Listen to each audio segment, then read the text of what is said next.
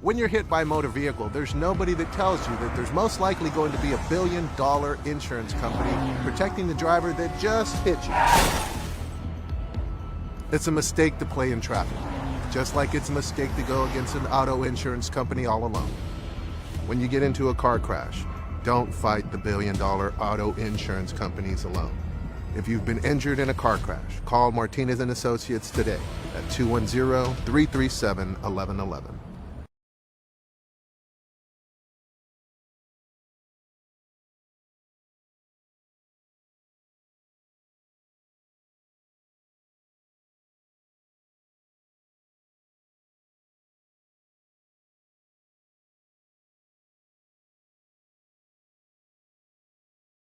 You're gonna see me shine, shine, shine, shine.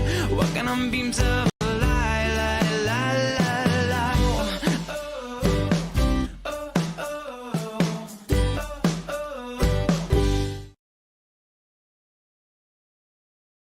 Do you own property that begs for a solution? Tacho Tovar and GBH Real Estate Solutions is here for that. Any condition, any situation, any location. Cash payment. The experts at GBH Real Estate Solutions can handle foundation repair, total interior rough-ins, or any other property need. From start to finish, GBH Real Estate Solutions will be there to make sure the job is done right.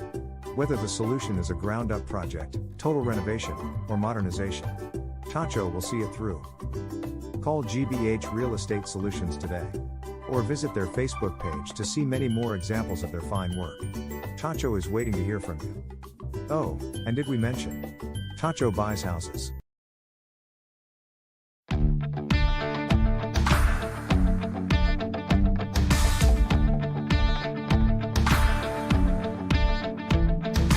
Once in a lifetime, we stand in the spotlight. The world waits on our next move. Got the keys to the kingdom, tasting the freedom. So what are we gonna do? Nothing's gonna stop us. Nothing's gonna bring us down.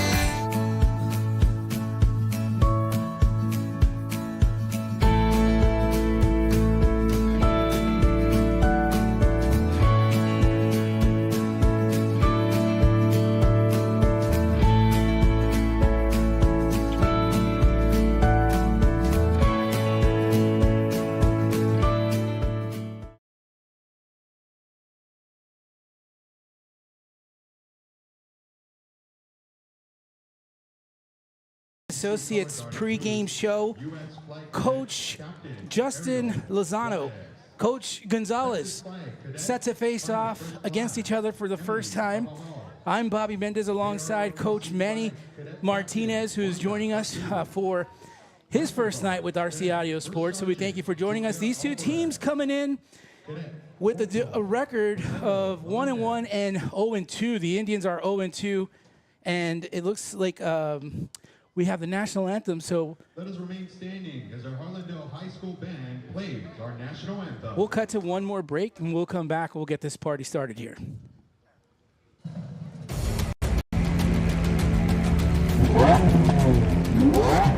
Ready! Set! Go!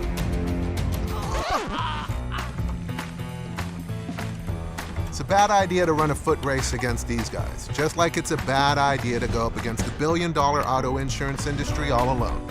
Hire Martinez & Associates. With us, it's personal.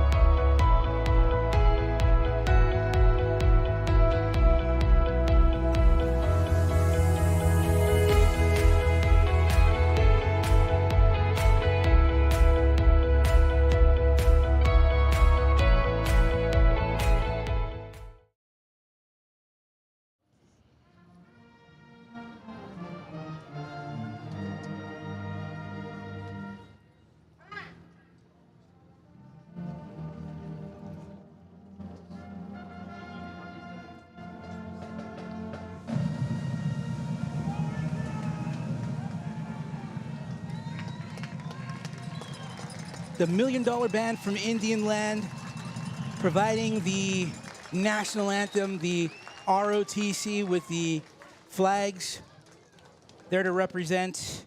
And it's been Coach Manny Martinez joining on the broadcast this evening. We really didn't get a proper introduction for him as we were dealing with some little technical difficulties up in the booth, but I think we're good to go here. So we thank you for joining us, and again, it's a proper welcome now to Coach Manny Martinez, who not his first time behind the mic and not his first time seeing a high school football game, Coach. And introduce yourself to the RC Audio Sports family.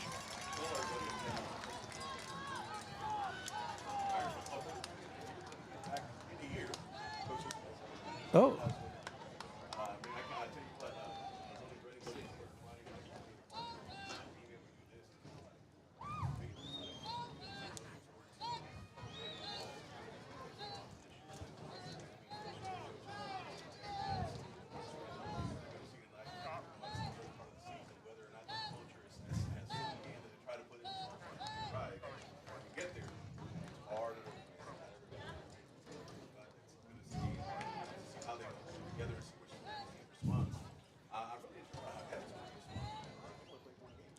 Yeah, you know, unfortunately, the week that they had last week was a tough one for them.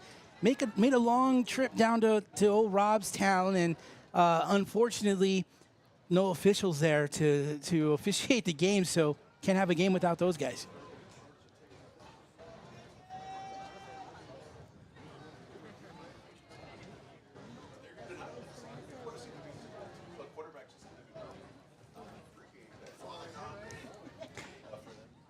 Yeah, you're looking at talking about number 12, Sergio Villarreal, sophomore quarterback for the Edison Golden Bears.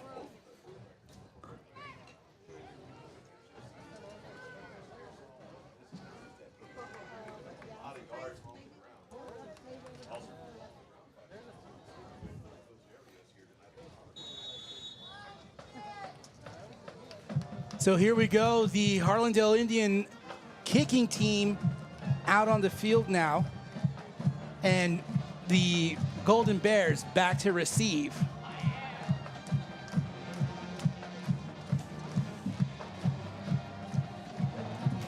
Looks like it's Jason once again by back deep middle.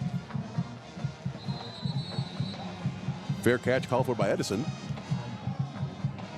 And they'll take it over at their own 25-yard line to start the game. 1st and 10 Edison.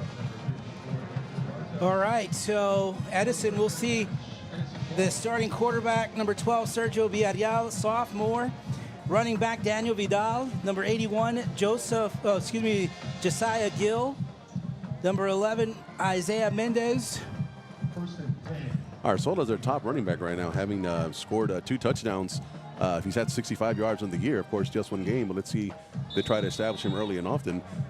Curious to see what Coach Bo Camacho is going to have here for the defensive coordinator for the Harlandale Indians, lining up in their traditional 3-4 defense that Coach Camacho likes to run. Out of the shotgun, the handoff up the middle, and a nice play right up the middle to start this for the Edison Golden Bears. Zone play to the right, definitely some room there behind that offensive line as they got after it pretty well. Pick up about 3.5 on the carry. As timeout on the field, first play of the game, and here we go. All right, well, there is a fellow down on the field, so we'll take a quick break, and we're glad you're with us. You're watching high school football on RC Audio Sports.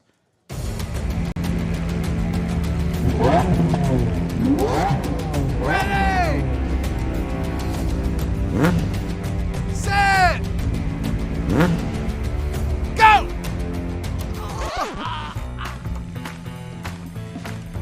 It's a bad idea to run a foot race against these guys, just like it's a bad idea to go up against the billion-dollar auto insurance industry all alone.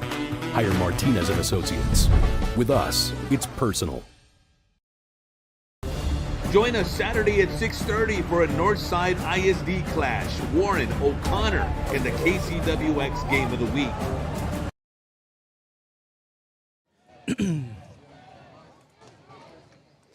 We welcome you back to action here as Edison Golden Bear, an Indian was down, but off the field now, and here come the Golden Bears. Villarreal looking left. Pass is complete to the left side, and some room along the sideline. catch was made by John Arzola. Move the change. Great block by number 11, Sean Gonzalez, out there on the corner. Great job of getting inside and establishing the wall there. The receiver read the block well and get down the sideline for Edison first down. They're now at the 44-yard line. Nice first down pickup there, really getting right at the Harlandale Indians defense early, Coach, as they picked up a first down on just their second play. We'll get the rest of the offensive unit here in just a few moments. Villarreal out of the shotgun. Keeps the ball on the ground. This time the Indians, by committee, make a stop. Not before, though. Big number 22 is able to pick up a couple of yards. Daniel Vidal. Daniel Vidal on the zone play to the right side. Great. He saw the line going right. He saw the cutback late and took it, planted his foot, went up the field there for a 4-yard gain to make it 2nd and 6 for the Bears. Here now the fourth play of the drive for the Golden Bears. They've started back at their own 25-yard line, approaching midfield here. This time with a 3 wide receiver set, they go right side. Pass is completed to Arzola. Check that. No, yeah, that was John Arzola, but maybe 2 yards on that gain. Matthew Garza, the linebacker on the play there for the Indians. He read that quick screen fast and reacted to the ball and took a good angle to get there pretty fast, minimize the gain there for the Bears. Be a 3rd down and 4 now as the ball's in midfield. Yeah, Coach, this is a pretty interesting spot, right? That's 4 yards. You know, do you run a pass? Do you keep the ball on the ground? Well, it's at midfield. You have to see if there's any confidence in your game, whether or not you want to make this a 2-down a situation where you might want to take a shot and come back on 4th down and try to pick it up on the ground. Here we go. Big 3rd down here for the offense in the first drive, and there's some movement. And or there you go. Or you can do that, right? You can do that. You can call Florida and have everybody jump off sides. Quick hard count by the Bears there. Sergio Villarreal drawing 3 Indians across the line. And we'll see if it is encroachment. As 3 of them, that should be, if it is called encroachment, it should be a first down. And that's the call. Yep. So another first down here, and this time the Golden Bears just using their brains on this one. See, those are the kind of penalties drive a defensive coordinator nuts. You just gave them a free first down without them having to earn it on just a lack of discipline there. You told your kids, hey, look at the ball. Corner of the eye, moving the ball moves, and they jumped off sides. It gave them a free set now. So now they're inside Harlandale territory at the 45-yard line. 1st and 10 for the Bears. This is their first drive, the 5th play of this drive. The Golden Bears, led by their coach, Coach Gonzalez, who took over for Coach Monreal. Pass completed. Beautiful play. Hard tackle there by the Indians there. Renecan through the corner. They've been setting up that play with their previous screens. This time the outside receiver, instead of blocking, he runs what we call a dig route behind the linebacker. The linebacker jumps the quick pass and creates that passing lane for the quarterback, which Villarreal was able to find pretty easily for the 5-yard gain. How about the play calling for the Edison Golden Bears? Keeping it on the ground, put it in the air a few times. They're moving the football in the right direction. And they keep changing formations from time to time. You know, they're doing a really good job with their formations. A lot of window dressing, calling the same play out of different formations. This time they go up the middle and just kind of keeping that defense alert as they pick up maybe 4 more yards here as they get a little deeper into Harlandale territory at the 37-yard line. They'll call it 3 yards. That's a solid run by number 20, Gary Lopez, up the gut. 3rd down to about 2. Ball's in the middle of the field, so it opens up pretty much either side of the field. Edison's been attacking the wide side so far, especially out of their trip set. We'll see what they do here on 3rd down. So another 3rd down here for the Golden Bears. They converted the last 3rd down on a penalty. Let's see what they do here. They keep it on the ground, up the middle. The Indian defense, not going to get it. They came together on that one and made a stop, a loss of a yard. There's a tribe of Indians there, brought him down for about a 1-yard loss. It'll bring up 4th down and 3, maybe 3.5 for the Edison Bears. Looks like they're going to go for it. Why not? They're in Harlandale Indian territory. You punt it, you probably punt it into the end zone and start them off at the 25 anyway. They've taken about 4 minutes off the clock, too, so it's been a good drive so far. Let's see if they can keep it alive or if the Harlandale defense is going to step up here on 4th down. They come in a bunch formation with 1 receiver split to each side. They draw them off sides again. Oh, boy. Talk about the discipline. Yeah, that's, again, You know, these are plays that don't add up on the scoreboard, but they're plays that make a huge difference. When you get free first downs like that without having to snap a ball on offsides like that, it's going to give the Golden Bears another first down. You know, Harlandale's got to do a better job of getting off that ball. The third first down of this drive, the second first down off of penalties on the hard count. So a new set of downs in Harlandale territory at the Harlandale 33. That formation is very much like the Philadelphia Eagles tush push formation they were in last play. As Coach Martinez mentioned, the variety of formations. There's a play action. Arzola will get the call, and he'll get it right past the line of scrimmage for a gain of a yard. Nice quick strike. Again, the Indians did a great job of getting to the ball on that one. It was about 4 to 5 guys, meaning the receiver. Linebacker did an excellent job of reading it. Wasn't fooled by the play action pass. A little RPO action there by the Bears. Coach Martinez, this is going to be the 10th play of this drive so far. Wow. 10 plays. Almost half the quarter. Here we go. 7-11. 3 to the top of your screen and 1 to the bottom. Villarreal finds a receiver. Pass caught at the 30. Maybe got down to the 29-yard line. That was Arzola again for the Golden Bears on the catch. The safety drove on him. They went trips right again to win all stop routes to the right side of the formation. The one usually going to be open is the second one, depending on what kind of coverage you're playing. We'll see if the Indians try to disguise their coverage and try to jump that quick stop route going forward, because that's the one they keep hitting that middle area between the trips. As they go trips left this time. So they have now trips to our near side. They stick in shotgun formation. Villarreal will take a drop step. Now he's rolling to his left side. He is a big boy. He gets across the 25, just shy of the first down to the 24. It'll be 4th down and 1. Great coverage by the Harlandale secondary. There was nowhere to go on the rollout. He was pretty decisive to take off and run when his first read wasn't there. And he did a good job because, you know, 3 guys tracked him down. 4th and 1 now from the 24-yard line. Well, Coach, do they go with the hard count again? I'm sure they are going to go for the hard count again. We'll see if Harlandale doesn't jump off. Why not? Same formation, tush-push formation. Let's see. Villarreal under center. He will go and he dropped the dive. ball. He fumbled the ball. It's recovered by Harlandale. Number 33, Roman Lopez, recovers the ball. It was the tush push. There you go, and that's a turnover there by the Edison Golden Bears as they fumbled on the 12th play of the drive, Coach. Almost 7 minutes off the clock on that drive by the Bears to come out empty. And, you know, Harlandale stepped up on 4th down on that one and got the job done. Our first look at the Harlandale Indian offense. Looks like the Edison Bears are going to be lining up in a 4-3 defense. Looks like they'll be lining up in a cover 2 formation, 2 safeties high. Let's see if they stick in that. Indians will come out with the 2-back set out of the shotgun. Sesto hands the ball off to Bravo. Bravo with a nice run all the way down to the 28-yard line. So he'll pick up, we'll call it 5 yards on that carry.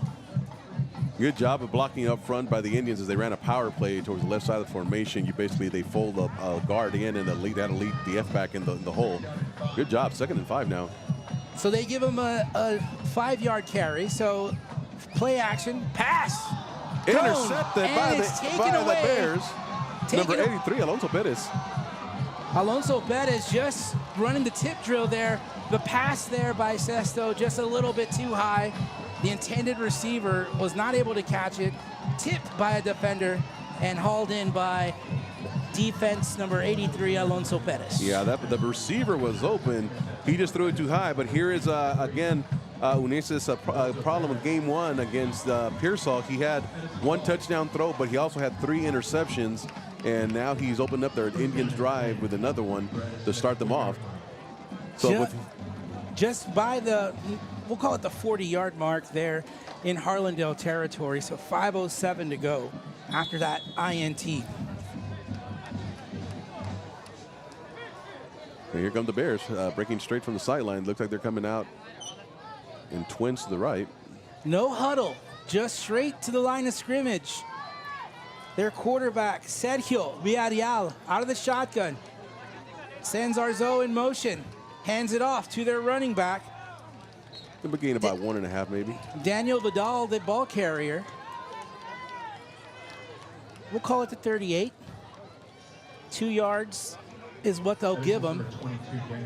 Look at that last drive for the Edison. They opened up with the football, and as you mentioned, Coach Martinez took a good portion of that first quarter on a 12-play drive, and they fumbled on 4th down.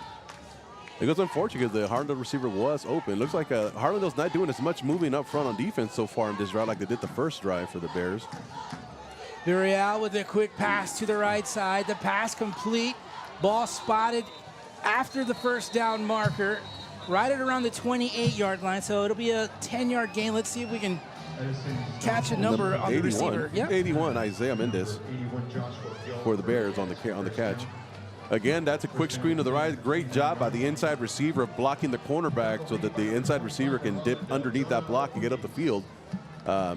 Excellent job. It looks like they work on that a lot, because so far every time they've run it, they've gotten excellent blocking from their inside receivers on the Harlandale corners. You know, taking a look at Edison, and we looked at Edison last season, and they are certainly more disciplined and one more year of experience as they move the football on the handoff. Simple dive play to the left. It'll gain about 2 yards, make it 2nd and 7 for the Bears. It seems like Harlandale's doing a better job of getting more hats to the ball here on the second defensive effort for them. Right at about the 3-minute mark. This first quarter's gone by. It seems like Edison's had the ball every play but one, maybe or 2 plays so far in this quarter. Absolutely. It was interception on the 3rd play for the Indians. Well, here you go. Trips left again for the Bears. Let's see if they hit that middle area in the hook zone. And that's where he looked, but it was covered. Almost intercepted, and as Villarreal threw into double coverage there. Rene Cantu on the coverage. Excellent job of knocking it down, high pointing that ball, along with number 12 for the Indians, Noah Wisat. Both of them was doing a double coverage there. He tried to throw that dig route again, but this time the Harlandale linebacker was there, read it correctly, and was there to take that look away. First incomplete pass of the evening for the Edison Golden Bears. 3rd down and 8 from the Harlandale 27-yard line.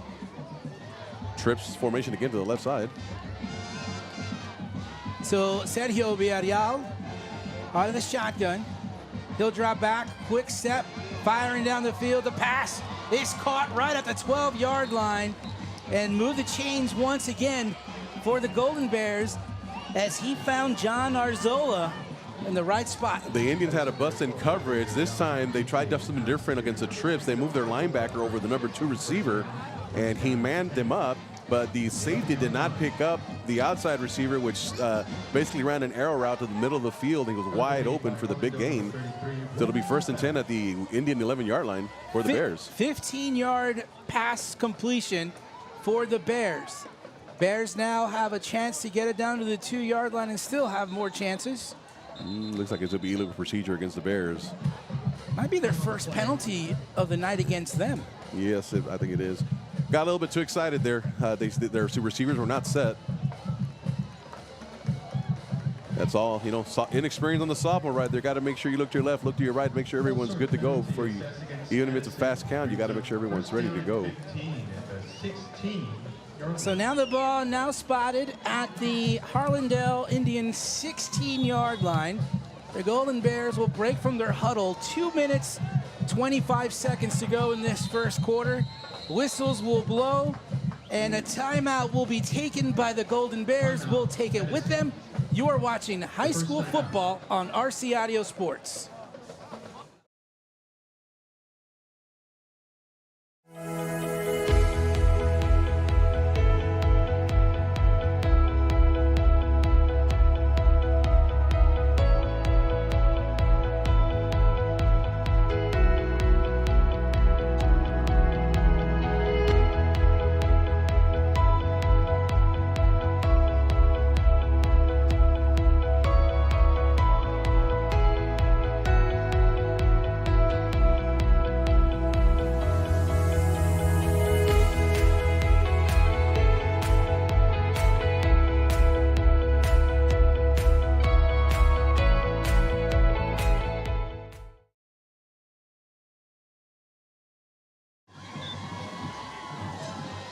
We welcome you back to action here after a timeout. The first timeout taken, it was taken by the Edison Golden Bears as they wanted to talk this one over as they have the football at the Indian 16-yard line, trying to punch it in here.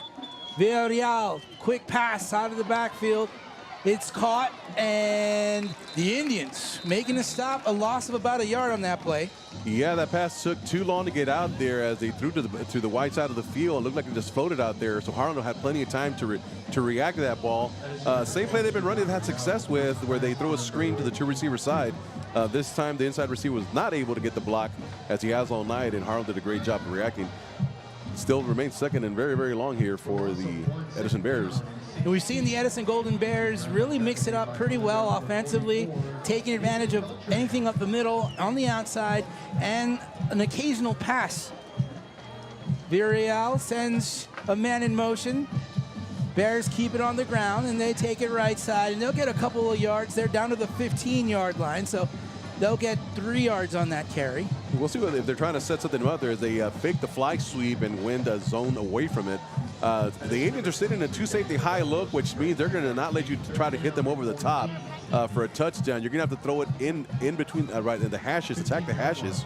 We'll see if that's what the Edison Bears do here. It's third down. It is possible to pick up a first down without scoring, though. Yeah, they've got to get down to the 2-yard line. Just approaching the 1-minute mark.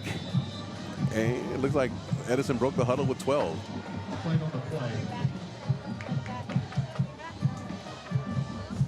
Yep. You're right. 2 penalties, Coach, on this drive, and what the Golden Bears have done so far in this game is kind of really kept it pretty disciplined up until just a few moments ago. Making the mistakes in the worst possible situation in the red zone. You only get so many opportunities to get into the red zone in the ball game, and they had it much closer. They're going backwards now.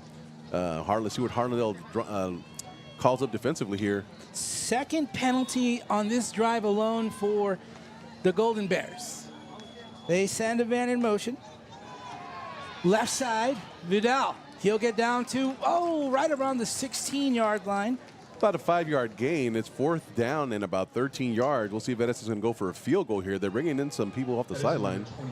I don't see a tee in anybody's hand. Maybe just... No, they're going to go for it. I don't say no one came in with a tee, so it's fourth down and about 13. They're going to go for it. Well, they've gone for it in situations where they were a little bit farther back, so let's see what they do here. They come in that bunch scenario, the bunch. Oh, no, they are going to go for a field goal. I guess he's going to kick it off the ground. No, the kicker had the tee in his hand. They didn't see it. It is a field goal formation, so let's see. Maybe they put the ball on the side of the field where he likes it. The kicker, number 67. Let's see if it gets there. Oh, did it get there? It got there. Kicker. It got there. Wow. Larry Gallegos. It barely got through. It was a bad snap, slow, and the holder dropped it. And he was able to recover, though, and the kicker was able to put enough on it to get it through the uprights. I didn't think it was going to get there, but it barely cleared. It's good to make it 3-0. First point to the game with 8 seconds left. You're watching RC Audio Sports on our YouTube channel. We'll be right back.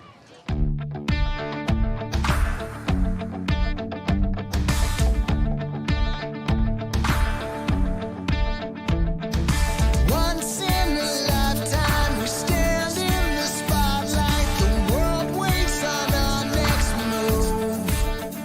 Got the keys to the kingdom, tasting the freedom. So what are we gonna do? Nothing's gonna stop us. Nothing's gonna bring us down. The entire time with 2 plays in the first quarter. 5:07. We'll welcome you back here to Harlandale Memorial Stadium, where the Edison Golden Bears on a 9-play drive ended up in a 25-yard field goal made by Larry Gallegos, who gives the Edison Golden Bears their first lead of the game, 3-0. Took 5 minutes off the clock there on that drive. I wonder if the Harlandale quarterback's been warming up. He's only been out there 2 plays in the entire first quarter. That Harlandale going to come out and see what they do on their second drive. But really, they only play 2 plays, so let's see what they do here. Nice mid-level kick will be fielded at the Harlandale 3. Here come the Indians. Christian, we saw it on the return there. It'll be 1st and 10. And that's going to do it for the end of the first quarter. You're watching high school football on RC Audio Sports. We'll be right back.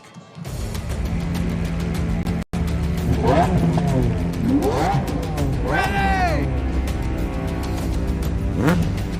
Set! Go!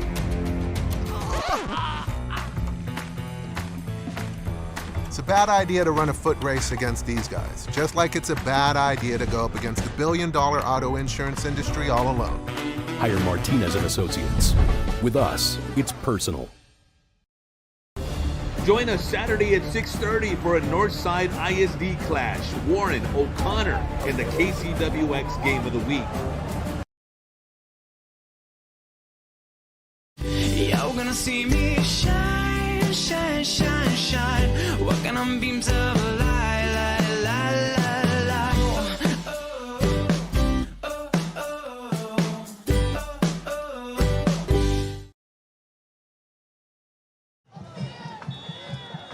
Well, Coach Manny Martinez, 1/4 in the books here. The Harlandale Indians will get the ball back. The last time they had the football was at the 5:43-minute mark in the first quarter. Oh. And Bravo goes down as he bumped into one of his big men, number 77, and Enrique Valencia with a tackle for the Indians on that one, tackled his own guy.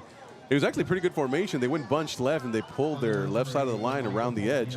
Had a good play going, but there was one pesky bear out there that got in between two of those guys and created that little mess up there for the Indians. Still a two-yard gain. Would have gone for a lot longer as the Indians come out in a gun formation, gun left. out of the shotgun. Handoff over to Bravo. Bravo trying to fight for every yard, enough to just get back down to the original line of scrimmage. Number 44, Roland Brelas, on the tackle, but the defensive line was able to penetrate number 74, Eric Cordova, was penetrated about 2.5 yards, was able to wrap him up, and the cavalry came to bring him down. Nothing there. 3rd and long for the Indians here now, 3rd and 8. So last time the Indians went in the air, it was an interception and it resulted in that field goal we just saw here. So Xavier Sesto, the quarterback for the Indians, he'll drop back. Here comes pressure. He'll have to get away from it. Found his receiver out of the backfield. And he's going across the 45 down to the 50.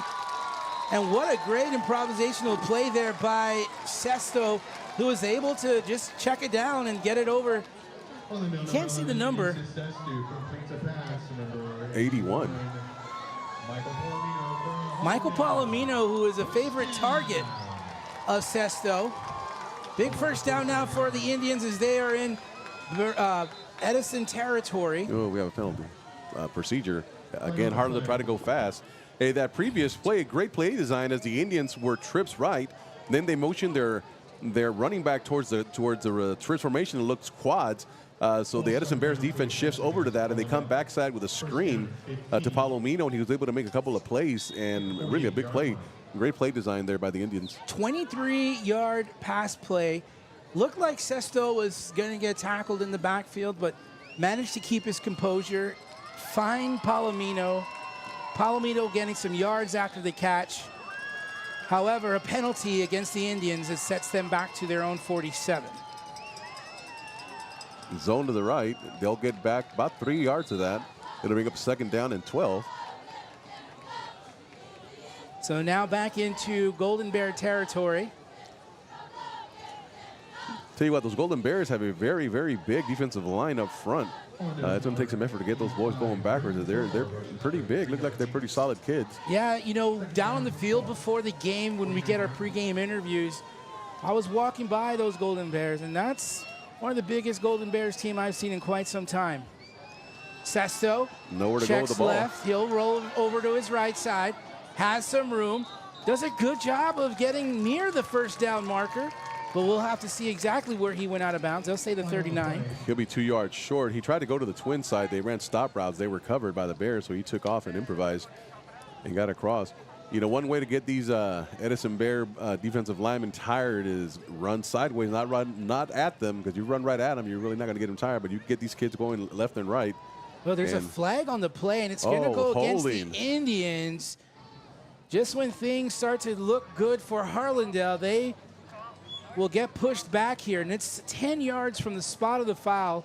That's at the 44-yard line, so the Indians going to lose what they've gained.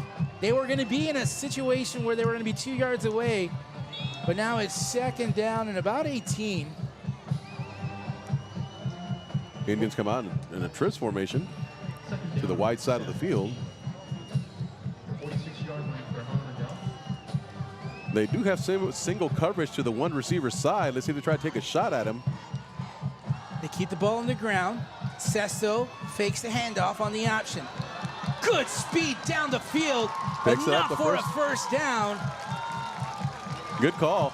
The entire Edison Bears run what we refer as a steal defense. They take the safety from the short side of the field and move over to the trip side. There was nobody out there other than the corner, and he found running space out there. 18 yards on that carry. Bravo takes it to the right side. He gets across the 30, near the first down marker, and the Indians putting on the hurry-up offense here. Elia Herrera with an excellent block out there. I tell you what, these receivers on both sides, the outsiders are doing a great job of getting after the corners tonight. They're doing a great job of blocking out there to create these big plays. 9-yard carry there for Bravo as the Indians now are set. Bravo gets it again, goes straight up the gut, running across hard. the 20, and flags coming from everywhere. Well, from where it's thrown, it's either a face mask or a holding call. When you get that middle umpire in the back throw, that's usually holding. It's either that or a face mask. We'll see what it is. 2nd and 1. I'm surprised. You know, at 2nd and 1, usually you like to take a shot at the end zone on a 2nd and 1 call, but the Indians are running hard, man. These running backs are running very hard for the Indians. Good, get their legs driving and gaining some extra yards after contact. Georgia, but I was running very, very hard here tonight. Yeah, they're applying that pressure, and it seems that the ground game over these last couple of plays have been working and trying to go on that no huddle offense, trying to catch this Bear defense off guard. And it looks like it is a face mask call. So that's going to get the Indians about 15 yards closer. It'll be half the distance to the goal. So it'll be just outside the 10-yard line. So again, possible to pick up a first down without scoring. So the Indians now with their best field position of the evening. They're on their 9th play of the drive here with 8 minutes and 20 seconds here in this second quarter. Sesto sits back in the pocket, very calm, very cool. Oh, he fumbled the ball. Did he cross the plane? It's a touchdown. He crossed the plane before he fumbled it. But I don't see any official with their hands up. Yeah, the one on one to where the play happened to the Edison side picked up his hand, signal touchdown. So the pass was caught by Braylon Tovar. They say number 85. So it's a touchdown. It is a touchdown. It was a simple speed route. The inside receiver just runs it outright right at the goal line. The outside receiver goes to the back of the end zone. He caught it, and as he turned around, he did cross the plane, and he was awarded the touchdown before he fumbled the ball. It looks like the Indians are lining up in a gate formation, but they're now adjusting back towards a conventional extra point. Number 50, looks like 54, Edgar Garza. And holding for them is the quarterback. Sesto. Here's the extra point attempt. The kick is up, and it's between the uprights, so the Indians will take the lead 7-3 after a 12-yard touchdown pass from Xavier Sesto to Braylon Tovar. You're watching high school football on RC Audio Sports.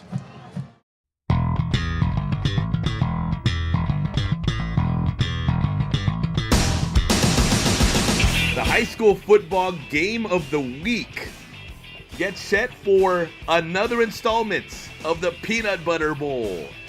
The Gucci Bowl comes to KCWX. The matchups, the battles, the rivalry. Intercepted. Big play for that Brandeis D. And some room. He got a pick six. 90 yards. Bubba Johnson's got a touchdown for Johnson. Jordan Clay. He caught that.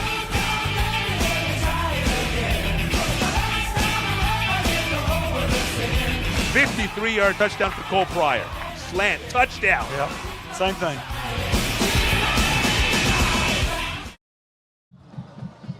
Welcome you back here to Harlandale Memorial Stadium. The Indians, they went on a drive of their own. 9 plays, 77 yards, took 4 minutes, 50 seconds off the clock. It was a 12-yard touchdown pass from Xavier Sestow to number 85, Braylon Tovar. The Indians kick it short, bobbled, picked up. Alonso Perez All across for the Bears. to the opposite side of the field. You're not going to get very many yards running from one side of the field to the other, running east and west. Ran about 50 yards to gain 1. It's been a tale of quarters. The first quarter belonged to the Bears. So far, the second one belongs to the Indians. Yeah, the Indians really found a way to move the ball down the field. It's good old-fashioned, traditional, hard-nosed, Harlandale Indian smash-mouth football. Just running it down your throat and mix a pass here and there. But it was really tough running there by the Indians on that last drive, give them the lead 7-3 here. Well, let's see if the Indian defense can keep up with the ever so changing Edison type of offense here. Villarreal out of the shotgun. He's got 2 receivers split to each side. He'll send one in motion. The handoff goes to their running back. And he'll be hit immediately as the defense. The linebacker, Edgar Garza for the Indians, did a great job of stopping that fly sweep play as he came up destroyed in the backfield to where the ball couldn't get outside, and then the defense just converged on the ball. That's how you blow that play up. They've been faking that play all night. They finally did give it to him, and nothing there. We'll gain a 1. 2nd down and 9 now for the Golden Bears. This has been their most successful formation for the Bears, the trips play. Let's see what they do with it. Out of the shotgun, Villarreal, he'll have some pressure. He'll step up, fires across the field. The pass is caught over one defender inside the 40 into Harlandale territory. John Arzola with a catch. And I tell you what, the quarterback, Villarreal, was very close to that line of scrimmage. I tried to take a look, and no flags, so I guess he was right behind it, but it was close.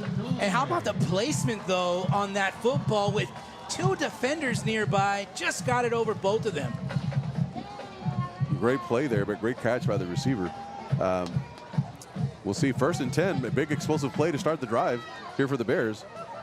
As they're at the 35-yard line of the Indians. If my math is correct, that's a 37-yard gain here for Edison.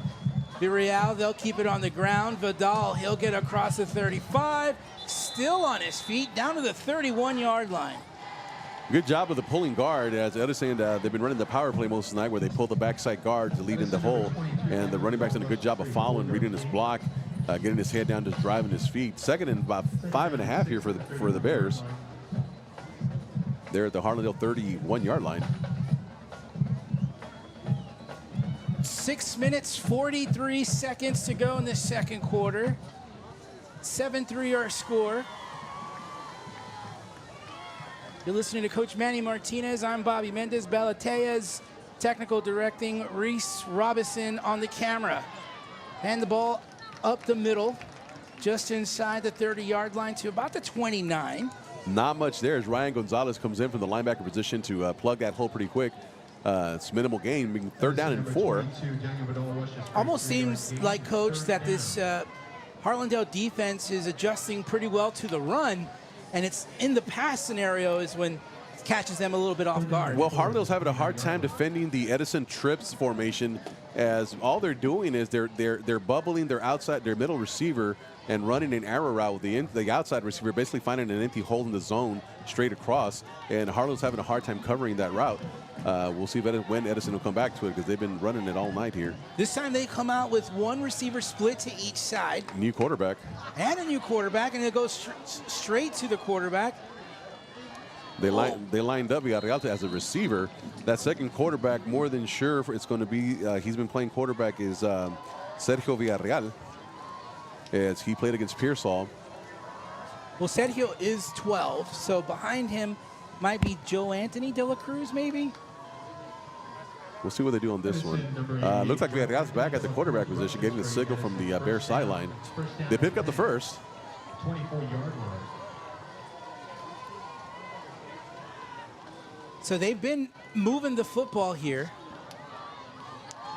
And they've been mixing it up, as you mentioned earlier, Coach Martinez, mixing it up pretty well on the formations. Villarreal hits a low snap, but it's picked up by Vidal. Vidal making something out of nothing here as he gets across the 20 to about the 18.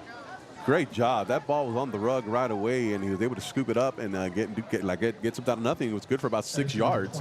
It'll bring it 2nd and 4 as they're at the Harlandale about 18-yard line. Yeah, you're talking about heads-up play. Vidal there, we don't know if that was a designed run play that was supposed to be handed off to him, but nonetheless, he knew exactly what to do. And he did it. Edison has single coverage now to the right side. They'll keep it on the ground, right side. Number 20, another hard run there for the Bears. Gary Lopez. Gary Lopez on a zone play. It looks like we have a Bear down. Slow to get up. Well, there was 2 of them. There was 1 on each side. And looks like they're making the Harlandale player get off the field. Looks like they're losing a linebacker out of the formation. Number 54, Edgar Garza, who's been making some plays tonight, will have to come out for at least 1 play. Ball spotted. We'll call it the 13. They say 12 on, well, it is a first down. It is first the and 12. 10. So a 7-yard pickup, another first down. 3rd first down in this drive. A lot of room on the inside of the defense here as the Harlandale linebackers are both outside. Sending a man in motion. They go with the running back, number 20 again. That's Gary Lopez. Inside the 10, down to the 8-yard line. So just getting some chunks. Not a whole bunch of yards. Well, what's setting it up again is a Harlandale defense. They're running a 3-4 defense, and their outside linebackers are not being stacked at the end of the line of scrimmage. They're being widened out. So there only leaves 1 linebacker in the middle, and they're getting to him, which is allowing these 4 to 5 yard gashes every time for the Bears. 3 minutes, 32 seconds remaining. 5 minutes off the clock every time the Edison Golden Bears have the football. Out of the shotgun, up the middle. This time the Harlandale Indian defense comes together. They still can't bring down the running back, but they certainly slowed him down. Coach Bo Camacho dials up a defensive line slant, and they slanted right into that play, got in those gaps, and stuffed it. Still great effort, though, by the running back. 3rd down and 8 now at the Harlandale 10-yard line. Well, let's see if they go to that formation, Coach Martinez, that you talked about, that trips. Something that they keep in their back pocket that's been successful for them this evening. They've been going, in this situation, they've gone either trips or they've gone compressed receivers where they have 2 slots. And you look at Villarreal far to the left side. So another quarterback in. So it's a direct snap. Nothing doing. And Harlandale all over it. Maybe a loss of a yard. Ignacio Ceja, the first man there, penetrated again. There was another defensive line stud. He clears clean and wrecks that play from the get-go. Had no shot. And it looks like Edison's going to attempt another field goal here. Well, they did a field goal just a moment ago on their prior drive. That barely made it from 25 out. So it looks like another 25-yard attempt. I'm sure the Bears coaching staff disappointed that they've come out empty here in the red zone again, having to settle for a field goal attempt. Actually, this one may be just a little bit closer, maybe a 23-yarder. Good snap this time. The kick is up. It's blocked. It's blocked. A huge push up the middle by the Harlandale defense to knock that one down. Looks like number 42 looks like for the Indians. Aidan Rios was the first man through there to get his hands on it, but that had no shot. They were clean through the middle of the line to block that. Score remains 7-3 with 1:41 left in the first half. Yeah, that wall did not hold up, and the Indian defense got back there, and they maintained the lead 7-3, and now they have the football. Great job there by the Harlandale defense. They've been bending and bending and bending, but when it comes to money time in the red zone, they've stiffened up and kept the Bears out of the end zone twice now. Well, we're about to see something here, Coach. Harlandale, 1:41 to go in the second quarter. They are going to go into the half, and they should be getting the ball back to start the second quarter. So if you're the Indians, you really want to make sure you capitalize on this opportunity here. Well, they got a full complement of timeouts. They got all three. I'm surprised they came out running the ball with 1:41. Maybe they're content going in with the lead because they're not in a hurry to get to the line. They're taking their time, so they just might want to run this out and be content with a 7-3 halftime lead, knowing they're going to get the ball first.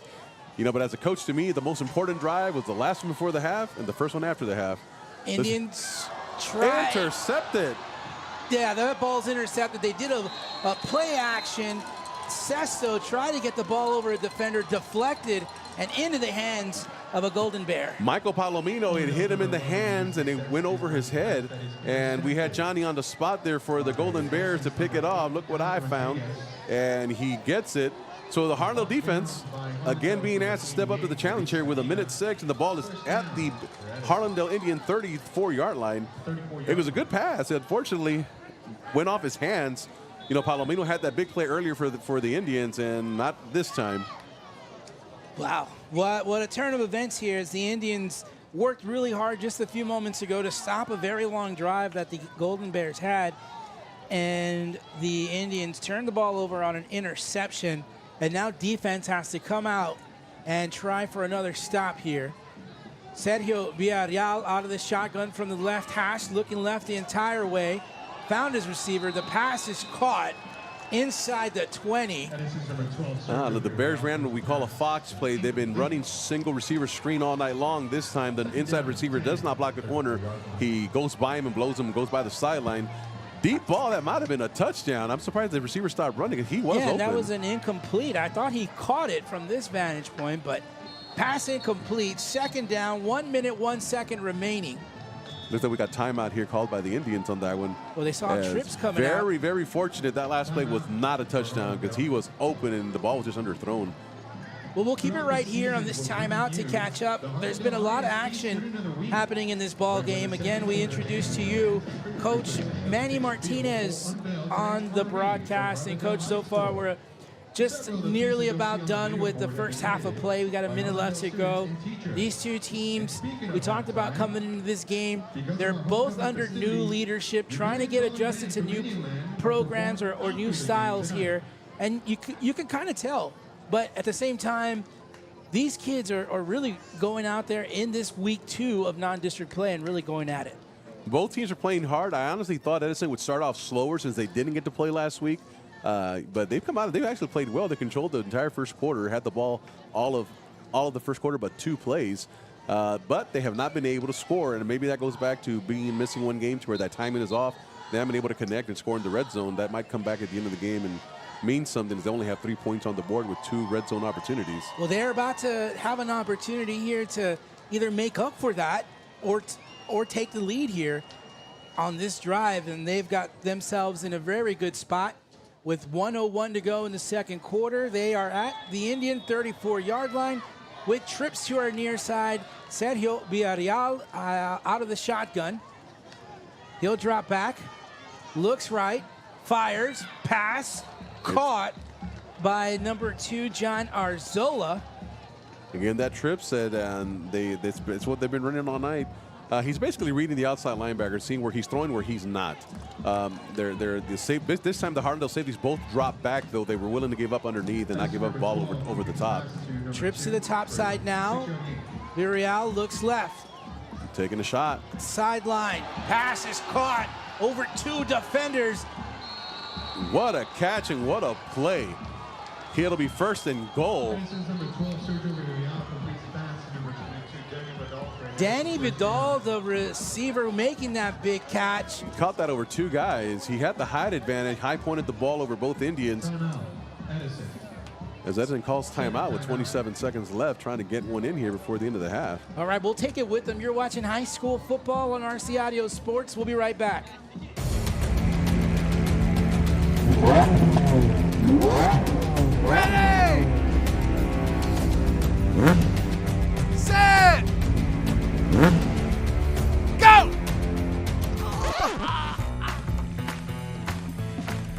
It's a bad idea to run a foot race against these guys, just like it's a bad idea to go up against the billion-dollar auto insurance industry all alone.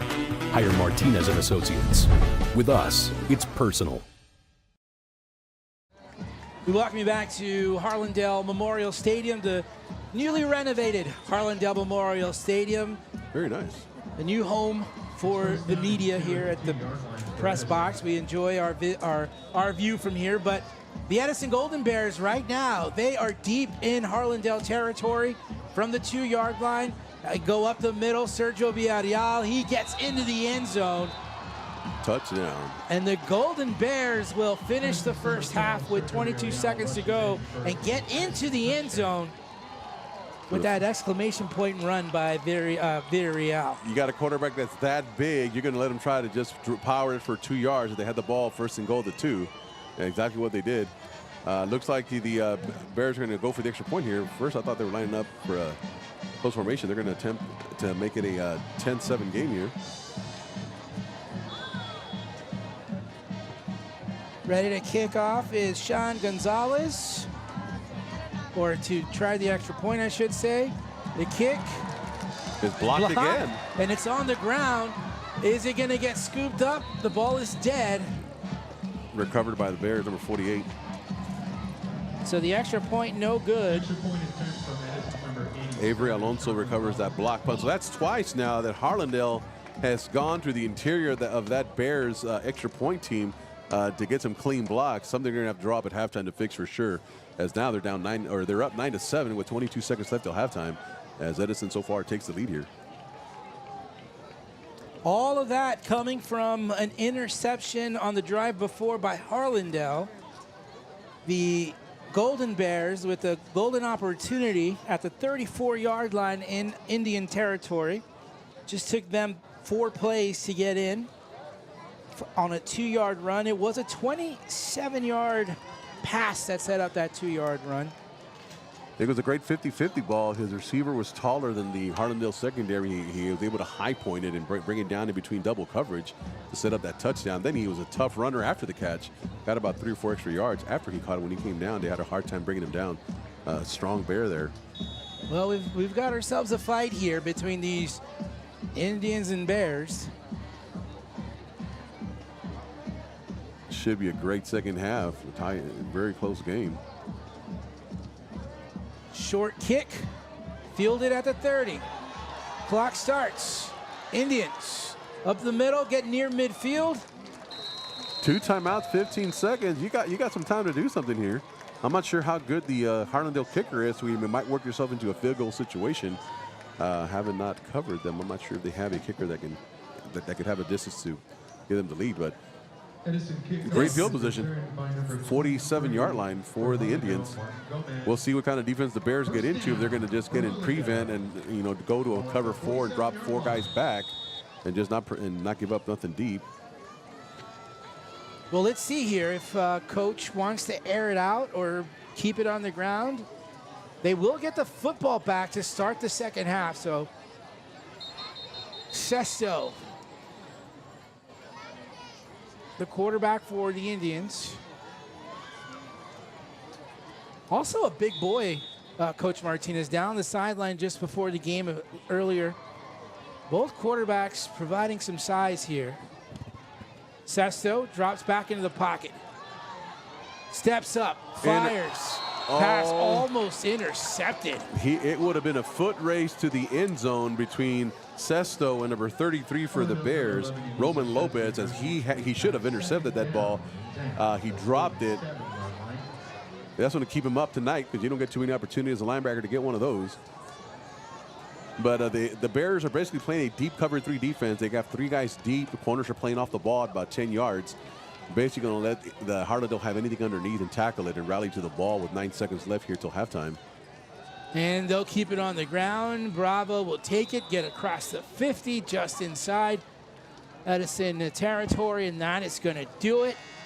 After that run, It is halftime. The Harlandale Indians are trailing the Edison Golden Bears 9-7. We encourage you to keep it right here as the Edison Golden Bear band will be coming up to play here in just a few moments. So we'll send our mics down to the field, but keep it right here. We'll be right back in just a moment. When you're hit by a motor vehicle, there's nobody that tells you that there's most likely going to be $1 billion insurance company protecting the driver that just hit you. It's a mistake to play in traffic, just like it's a mistake to go against an auto insurance company all alone. When you get into a car crash, don't fight the $1 billion auto insurance companies alone. If you've been injured in a car crash, call Martinez & Associates today at 210-337-1111. You're gonna see me shine, shine, shine, shine. Walking on beams of light, light, light, light, light. Oh, oh, oh.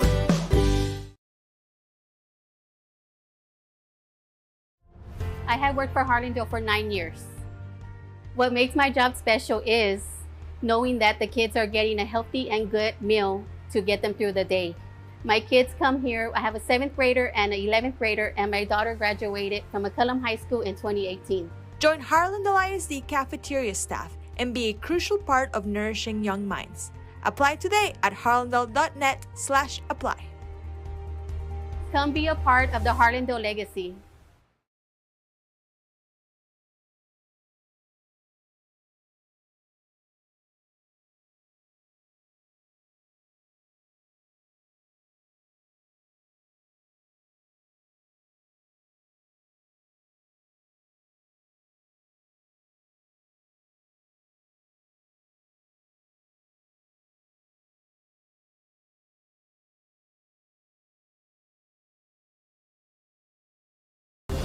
Join us Saturday at 6:30 for a Northside ISD clash. Warren O'Connor in the KCWX Game of the Week.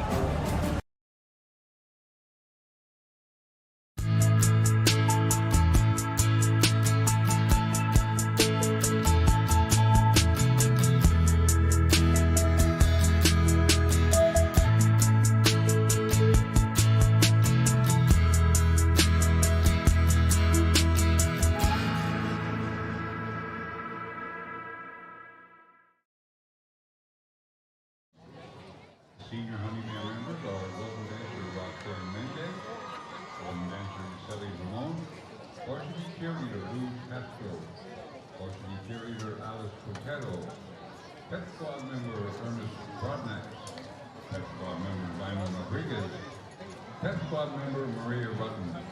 The Honey Bears are under the direction of Taylor Eddington and assisted by Texas State intern Alexis Denoyer. Now, sit back and relax and enjoy the show.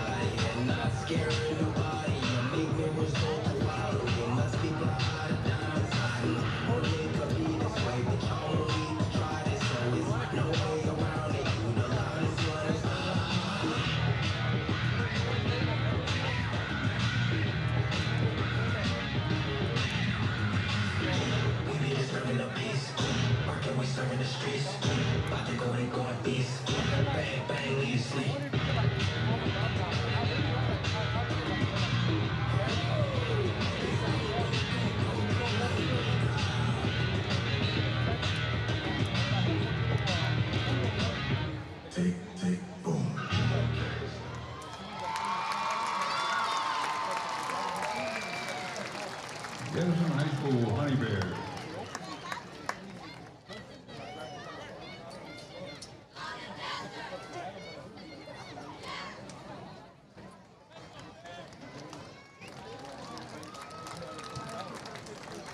Now, ladies and gentlemen, moving onto the field, the Edison Golden Bears Marching Band. The Edison Band proudly presents Bollywood Adventure Movements 1 and Movement 2. Alto saxophone soloist is Herminio Serrades. The band is under the field direction of Eric Gonzalez and Kaylee Toscano. Color guard captains are Zeta Avalos and Adrian Botello. Band member of the week is Jennifer Hernandez. Percussion member of the week is Josu Vasquez. Front ensemble member of the week is Stephanie Nieto. Color guard member of the week is Marina Garcia. Thank you for all your hard work this week. Now, sit back, relax, and enjoy Bollywood Adventure.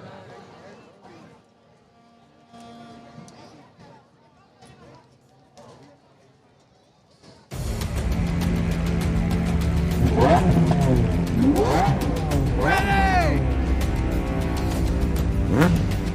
Set! Go!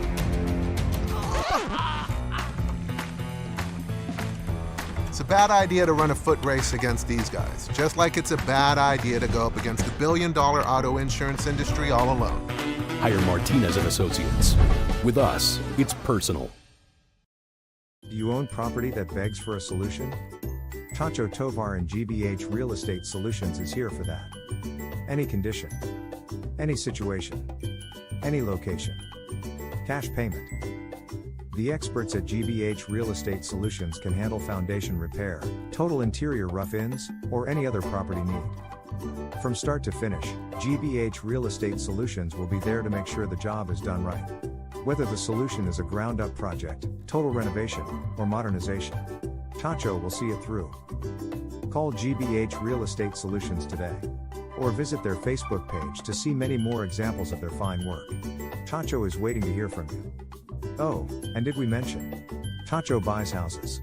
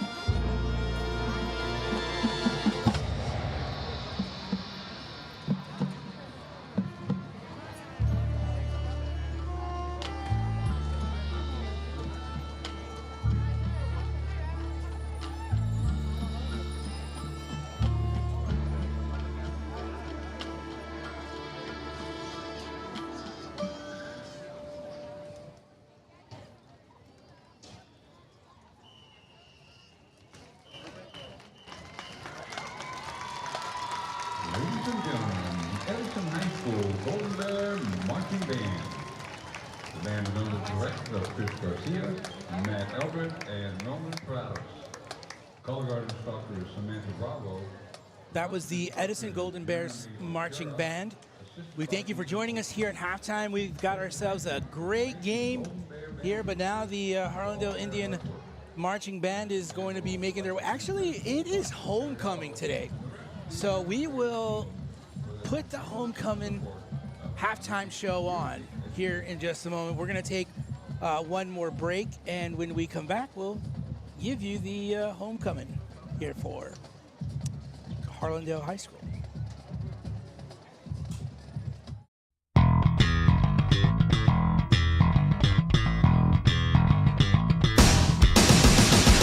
The high school football game of the week gets set for another installment of the Peanut Butter Bowl.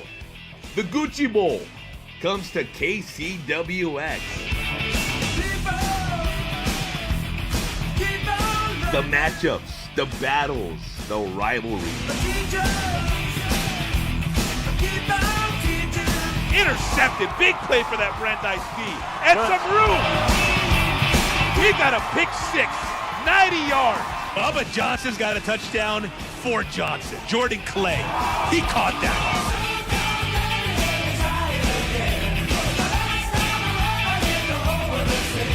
53-yard touchdown for Cole Pryor. Slant. Touchdown. Yep. Same thing.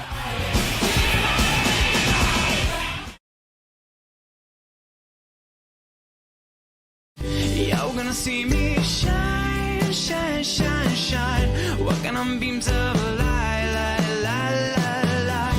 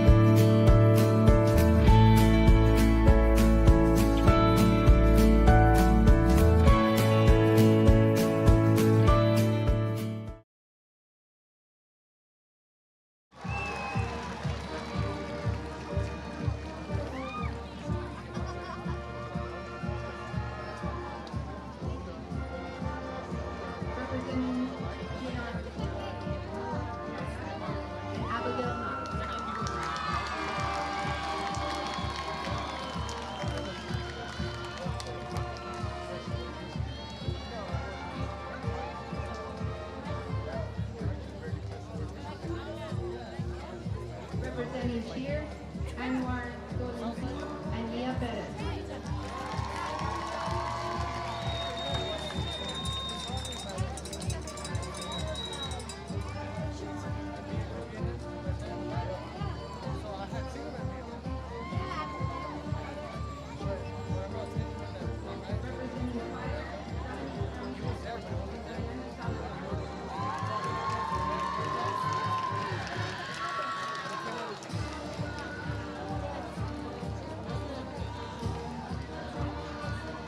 Representing Student Council, Eric Vega and Nina Serra.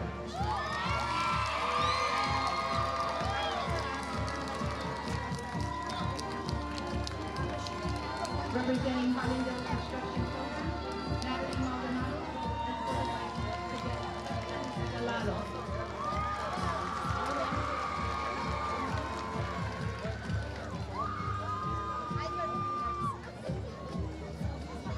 Representing Teachers Health Professionals, Rain Martinez, escorted by Estamia.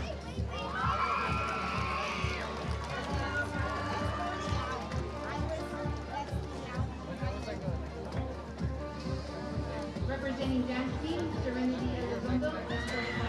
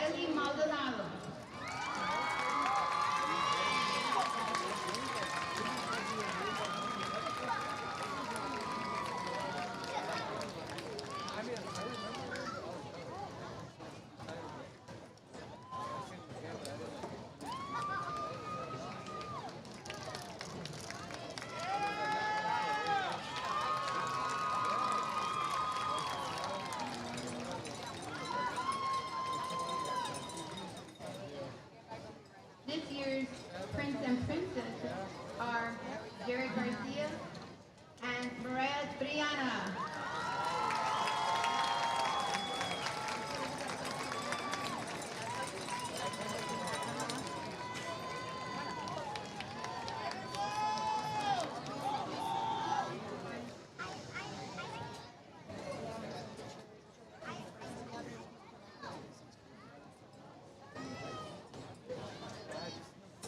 At this time, we'd like to welcome back last year's homecoming queen and king, Lali Loredo and Roberto Morales.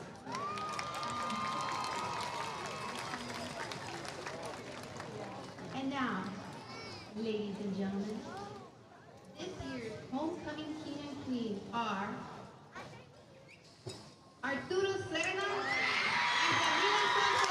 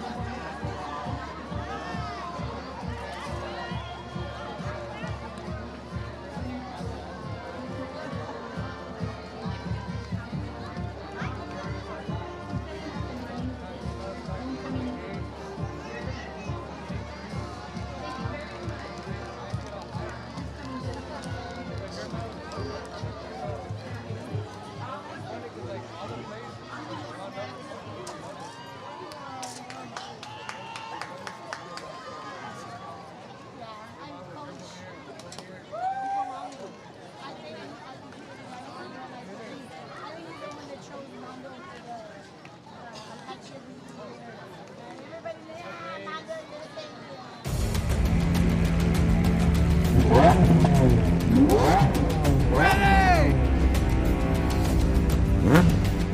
Set! Go!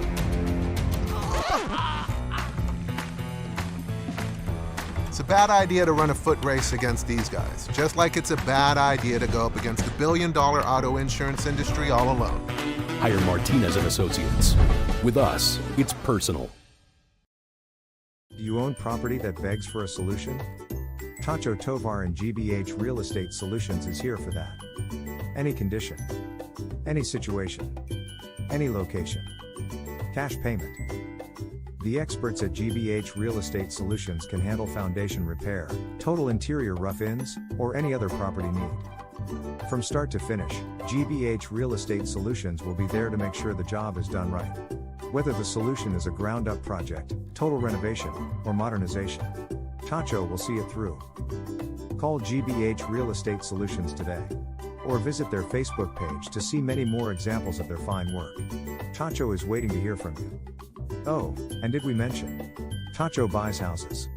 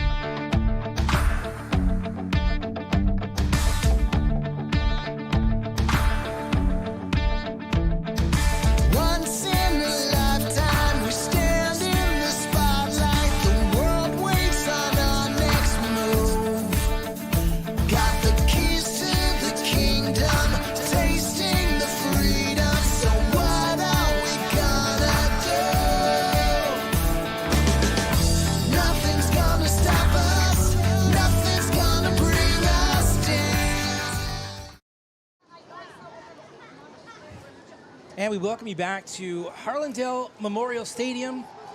The Harlandale Indians hosting the Edison Golden Bears as the Golden Bears are coming through their tunnel now. The Indians waiting to come out. And Coach Manny Martinez, thank you for joining us in this game. And it's been an interesting game so far between these two teams. A low-scoring game, 9-7. The Edison Golden Bears really came out with some good ball control. They moved the ball down the field. They had a couple of turnovers. They fumbled on a very long drive that they had. And then they fumbled, or excuse me, they went for a field goal on their next drive. They led 3-0. Indians responded back with a nice drive of their own, took the lead 7-3, and it's been back and forth. Then Edison, on their last drive, punched it into the end zone after an interception by their defense. It's been that game back and forth. Edison's controlled most of the game as they've had the ball more times of red zone opportunities. They've only scored 1 touchdown in 3 red zone opportunities as the Harlandale defense has stiffened up as they got closer and turned them back twice. I'd like to keep an eye on the second half to see this Harlandale defense. Will they wear out since they've been out there most of the first half? And can the Golden Bears maintain drives like they did in the first half and continue to wear out this defense? They have the lead now. Harlandale offense should be fresh as they've been very limited out there. They've been explosive, but unfortunate things have happened. The ball hits the receiver in the hands, goes over his head for the interception, set up the go-ahead touchdown for Edison. It seems like they're clicking. It's just bad things have happened. I'd like to see if they can sustain a drive and keep the Golden Bears on the sideline, and more importantly, keep their defense on the sideline so they can rest up and be able to finish out the game. The Indians going through some growing pains, if you will, Coach Martinez, as they are led by a quarterback who's a junior, Xavier Sesto. And, you look at his style, he's a lefty. He played quarterback, I believe, in middle school. I don't think he played his freshman year, but he is back in at quarterback here for the Harlandale Indians, and he is getting adjusted to playing underneath the proverbial Friday night lights. I know we're Thursday night tonight, but this is game number 3 for him in varsity for him, and he does have 2 interceptions in this game, but again, he is going through some growing pains. I like the formula they had with their first touchdown drive where they were establishing the run and then they would pass out of those run sets. Let's see if they stick to that. When they've went past first and they've gotten in trouble, I'd like to see them run the ball more and establish it because they were doing a good job with it. Palomino will take it from the 11-yard line. Palomino will run across the 50-yard line. And Palomino, to start the second half, gets the Indians in good field position all the way down to the 25-yard line. What a start. Man, Palomino, I'm pretty sure he's thinking about that at the half when the ball hit him in the hands and caused that turnover. He almost housed that. Oh, boy, that was a great run, reading perfectly his blocks down the field, and he's set the Indians up in Golden Bear territory. Let's see how the offense comes out here. They come out one receiver to each side, a shotgun formation, a pistol formation, actually. And they're going to go inside power. There it is. Keep it on the ground. Give it to Bravo. Bravo in the end zone from 25 yards. And there goes. That meant to happen, huh? Yeah. The lights are blinking off and on here at the stadium. Yes. Oh, wait a minute. Transformer blew out. Now they have those LED lights. Awesome. A display here, the newly renovated Harlandale press box. I have not seen a high school stadium with those type of lights. You usually see them in college and pros where that's awesome. Harlandale ISD taking it to the next level here. The Indians with a fantastic drive. The extra point is good. The Indians will reclaim the lead as Harlandale will now have 14. The Golden Bears 9. You're watching high school football on RC Audio Sports.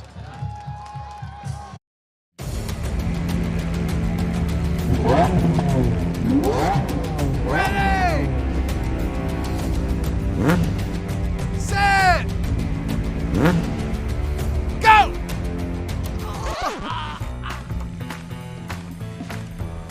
bad idea to run a foot race against these guys, just like it's a bad idea to go up against the billion-dollar auto insurance industry all alone. Hire Martinez and Associates. With us, it's personal. You're gonna see me shine, shine, shine, shine. Walking on beams of light, light, light, light, light.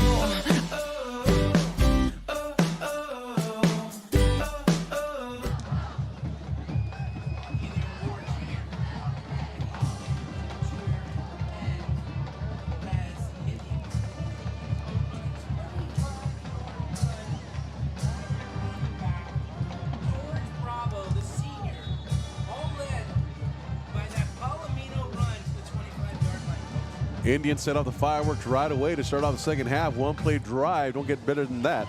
A hard run there for the touchdown.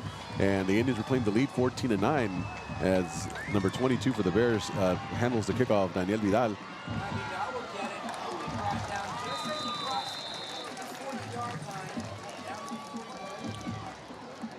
First and 10 Bears, their own 41-yard line. Let's see how they respond.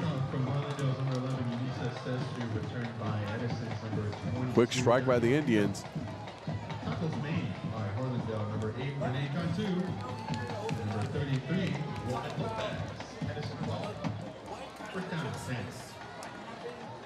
At the break, you know that Harlandale got fired up after that big long Halloween run, and he is solid in Bravo as he just bursted out from the back.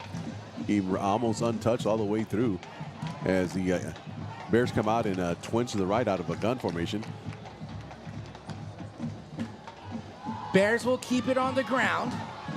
Gets across the 45. Vidal on the carry, good for about 4 yards. Brought down by number 45, Isaac Bettis of the Indians. Second down and 6 at the 46-yard line. Tackle made by number 45. So second down now here for the Golden Bears. 11:05 to go. Our score 14-9. We're in the third quarter. Same formation for the Bears, twins left. Now they motion a slot to the left side. Villarreal out of the shotgun. Bears keep it on the ground, and they run into a little brick wall with the Indians. Power play, same play they ran the previous play. Now they ran it to the left. The gain's maybe 1. Bring up a 3rd down and 4 as a host of Indians are there to bring him down after 1-yard gain. Third down and 5 at the 47-yard line. So brings up 3rd down now for Edison. I'm curious to see what the Harlandale Indian defense, what Coach Camacho drew up at halftime on defense to match up to the Edison Bears trip set. That's really been the set that's hurt Harlandale the most. And here it comes. Trips left. And let's see how they line up to it. They're lining up different. This time they're putting the inside receiver over the number 3 receiver instead of number 2. Let's see how they cover the pass. Villarreal gets pressured, gets rid of the football. Pass is batted down, incomplete. There was good coverage there this time, Coach. John Arzola, the intended receiver. Well, it looks like they're in a punting situation, but the adjustment by the Indians, the second half adjustment to the trip set, instead of having their outside linebacker over the number 2 receiver, they put him over number 3. On the snap of the ball, though, he did jump back to the curl zone and was able to put his hand on there to disrupt that play. We'll see how Edison attacks that as they're still trying to hit that curl area out of the trip set. They're in a shield punt formation with 3 protectors in the back. High Fake snap. punt. No, they're faking it's it. It's a fake punt. Nothing doing as Harlandale was not fooled at all. As we have number 40 there. Ryan Gonzalez stuffs it for a loss on the play, but they went for a fake and it's shut down by the Indians. What a great concentration there, because the Indians, you don't know what to expect, especially from a team that's looking to make something happen here and to respond. They've gone for it on every other 4th down, so a good presence of mind to know to stay home. I was thinking that's the first time they've gone to punt. And, you know, Edison rolled the dice and came out empty on that one. They turned the ball over. Now Harlandale with excellent field position. They're at the Edison 43-yard line. Let's see if they take advantage. 9:58 to go here. They'll keep it on the ground. They go to the right side, and it'll be good for 5 yards. A little bit of traffic, a little bit of bumper cars, but nonetheless, positive yards here for the Indians. Good job by the Indians up front. The Hogs are churning, man. They're moving that Edison defense line back as they're creating good running lanes for the Indian running backs. You know, you get 5 yards of pop, coach is going to be happy on that. Brings up a second down here. And again, the Indians coming off a big opening drive led by Palomino with the return to start the second half. Now the Indians gave the ball back, and they give it back to Bravo, and Bravo gets across the 30, down to the 28. Move the chains now for the Indians. Strong run, real simple. That's just man on man up front, zone to the right. Running back finds a hole and plants his foot and digs and gets going. Great run there again. But that offensive line is taking over here early on in the third quarter as they are controlling the Bears' defensive front now. New set of downs, keeping it on the ground. Bravo again gets a good push down to the 24, maybe the 23. Harlandale's had success running that play all night. It's a power play. They pull the backside guard. He rolls in the hole, and we have the slot receiver go in there to block for him. Hey, it's good for 5 yards again. 2nd and 5 as this drive is just moving. As Harlandale comes out now and trips left. Get out of the power formation. Let's see what they got. Low snap, but they'll keep it on the ground, and it's been working for the Indians on the ground, but this time there's a penalty as the ball gets down, spotted at the 19-yard line. Well, there's 2 flags. One of them is going to be a face mask against Edison. The other one might be illegal procedure against the offense. Maybe not enough receivers, not enough people on the line. Not sure, but I did see a face mask by the Bears. As we have a player down, as we have an official's timeout. All right, well, we'll take a break with them. You're watching high school football on RC Audio Sports.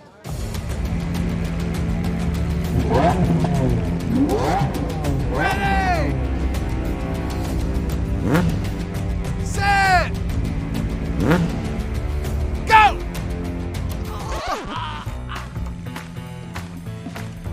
It's a bad idea to run a foot race against these guys, just like it's a bad idea to go up against the billion-dollar auto insurance industry all alone.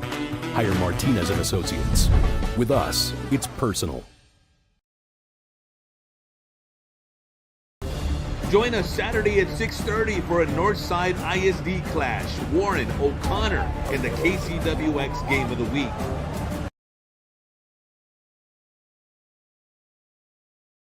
Y'all gonna see me shine, shine, shine, shine.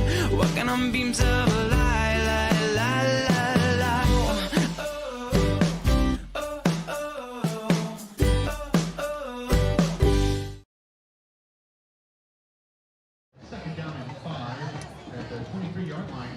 We welcome you back to action here in this third quarter. 8:25 to go. A couple of penalties. Coach, can you summarize those penalties that just happened? We had a face mask on Edison, and we had an illegal formation against the Harlandale Indians, so they offset. So play remains 2nd and 5. There's a snap.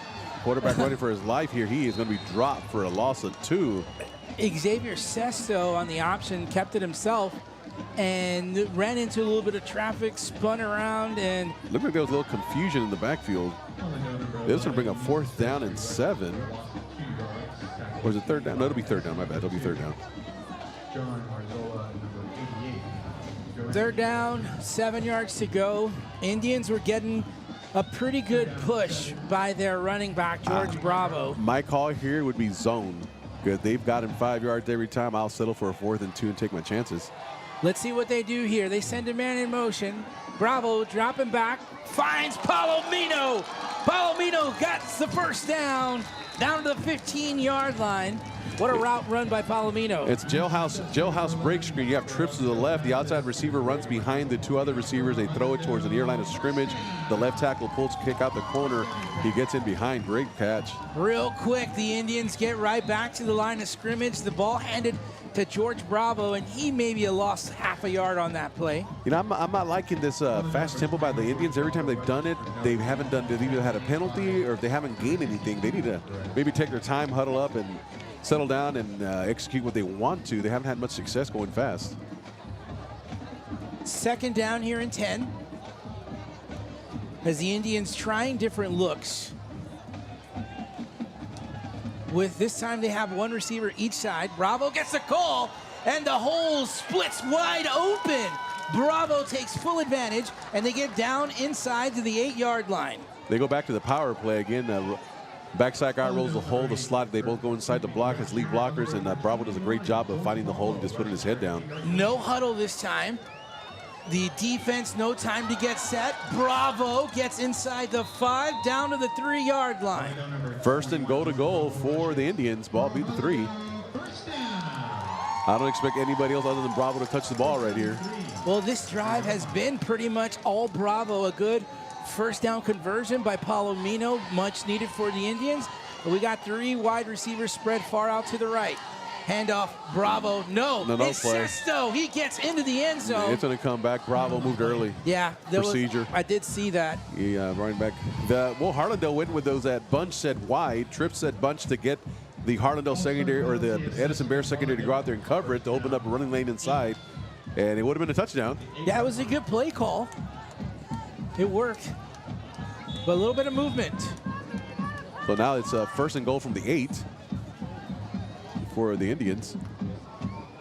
So the Indians now with a little bit different formation. They all split receivers to each side. Bravo in the backfield. Sesto out of the shotgun. Bad snap. Yeah, fumble. There was a man in motion, and I think the snap hit him in motion. Yep, it's recovered by number 10. Oh boy. Of the Bears. Jordan Bettis recovers the fumbled snap as exactly that. They had a man in motion to come across the formation. They snapped the ball, and it hits them, and the Bears take advantage. Again, going back to that procedure call, which would have been a touchdown, wipe that touchdown off the board, and now Edison gets the ball. Oh, man, not a great inning here for the Indians. They're making some mistakes that are costing them. Tough drive there.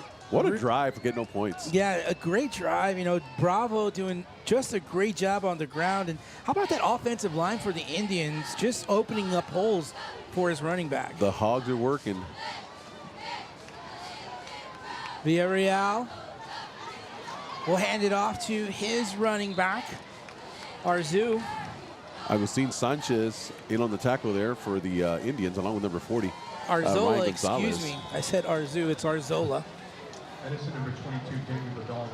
You know, if I'm Harlandale, I'm just like, hey, just shaking your head going, hey, next play, because, you know, 5:34 in the third quarter, stop Edison here, and if I get the ball back, I'm just feeding the running back over and over with that power play because Edison has not stopped it.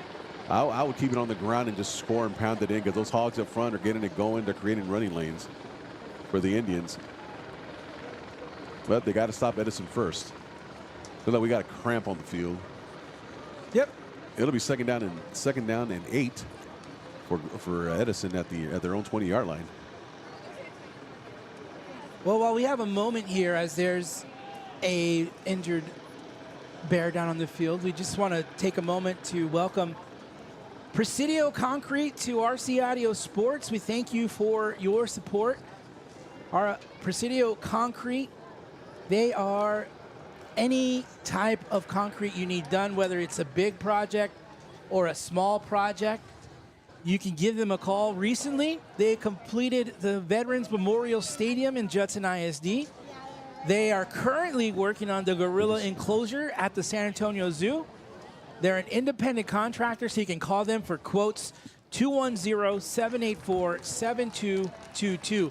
That's 210-784-7222.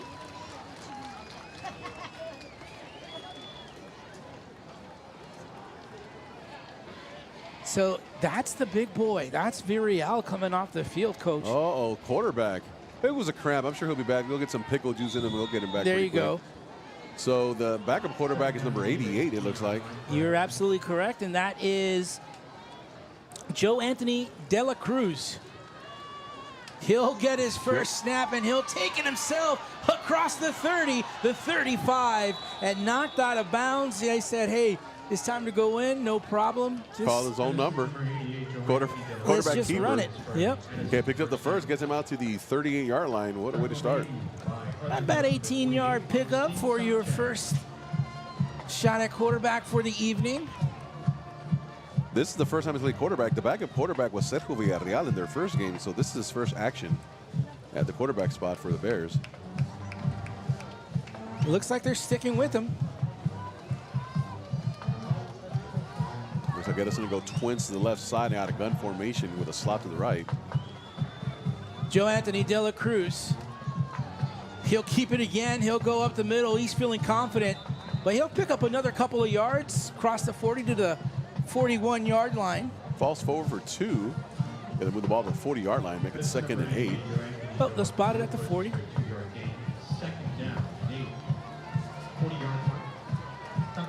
I'm surprised that they have not gone back to their quick screen game, which they had a lot of success with early on. I would expect them to try that to the boundary here, as I haven't seen this kid quarterback before, so we don't know his arm strength if he can get all the way across to the wide side of the field. But they'll go twins left again in gun formation. One receiver to our near side. They send a man in motion. He'll get the handoff to our near side. He'll roll out of bounds. That was Arzola on the fly sweep. Good for a couple. It'll bring up a 3rd and manageable, 3rd and 4. You got to be 44-yard line. You know, you got to be excited that you're going in the right direction, especially if you got to get your quarterback out. Your backup's coming in, and he goes for an 18-yard run, picks up a 1st down, and then he goes right against the Indians' defense, just right down the middle. So, well, let's see if they call the quarterback's number again on a quarterback sweep. They have one receiver to our near side. That is Arzola. They go straight up the middle. And he's going to be short. Boy, oh boy, yeah, he might have gotten really close, but they ran quarterback power to the right side of the formation. He's going to be about a yard short of the 1st down. We'll see if Edison goes here, as you know, they're down by 5. Still, obviously, plenty of time left. 3 minutes and 30 and counting here in the 3rd quarter. We'll see if they'll keep it in the quarterback's hand or give it to Arzola. Well, you know, the last time they attempted, they did a fake punt. So I can only imagine that in this scenario, they might be going for it. Let's see the formation. They're going to come out twins left, slot right. This has been a timeout. Looks like Edison's going to think about it. Oh, yeah, they want to think about it. Well, we'll let them talk it over, and we'll take a quick break. You're watching high school football on RC Audio Sports. When you're hit by a motor vehicle, there's nobody that tells you that there's most likely going to be $1 billion insurance company protecting the driver that just hit you. It's a mistake to play in traffic, just like it's a mistake to go against an auto insurance company all alone. When you get into a car crash, don't fight the $1 billion auto insurance companies alone. If you've been injured in a car crash, call Martinez & Associates today at 210-337-1111. Join the legacy today and become a teacher for Harlandale ISD. Here at Harlandale, we offer many benefits for you and your family, competitive pay, and a starting salary for teachers of $58,000. We offer teacher stipends for teaching bilingual classes, coaching, special education, and more. Here at Harlandale, we are inspiring our students to be the change. Join us today and make a difference tomorrow. Apply now at harlandale.net/apply. Shout outs in on the next one. Hey, we welcome you back here. Third quarter, 4th down. Big 4th down for the Edison Golden Bears. Ball's on the ground, and Joe Anthony can't get it. The Indians make a big stop. The fumbled snap killed the play. I mean, it destroys the timing, and the Indians had penetration. It was not going to go anywhere. Had no chance. No chance. So, hey, the Indians come up strong after a turnover. That was a tough turnover there for the Indians, but the defense, as you said, Coach Manny Martinez, the defense comes up big here on this 4th down stop.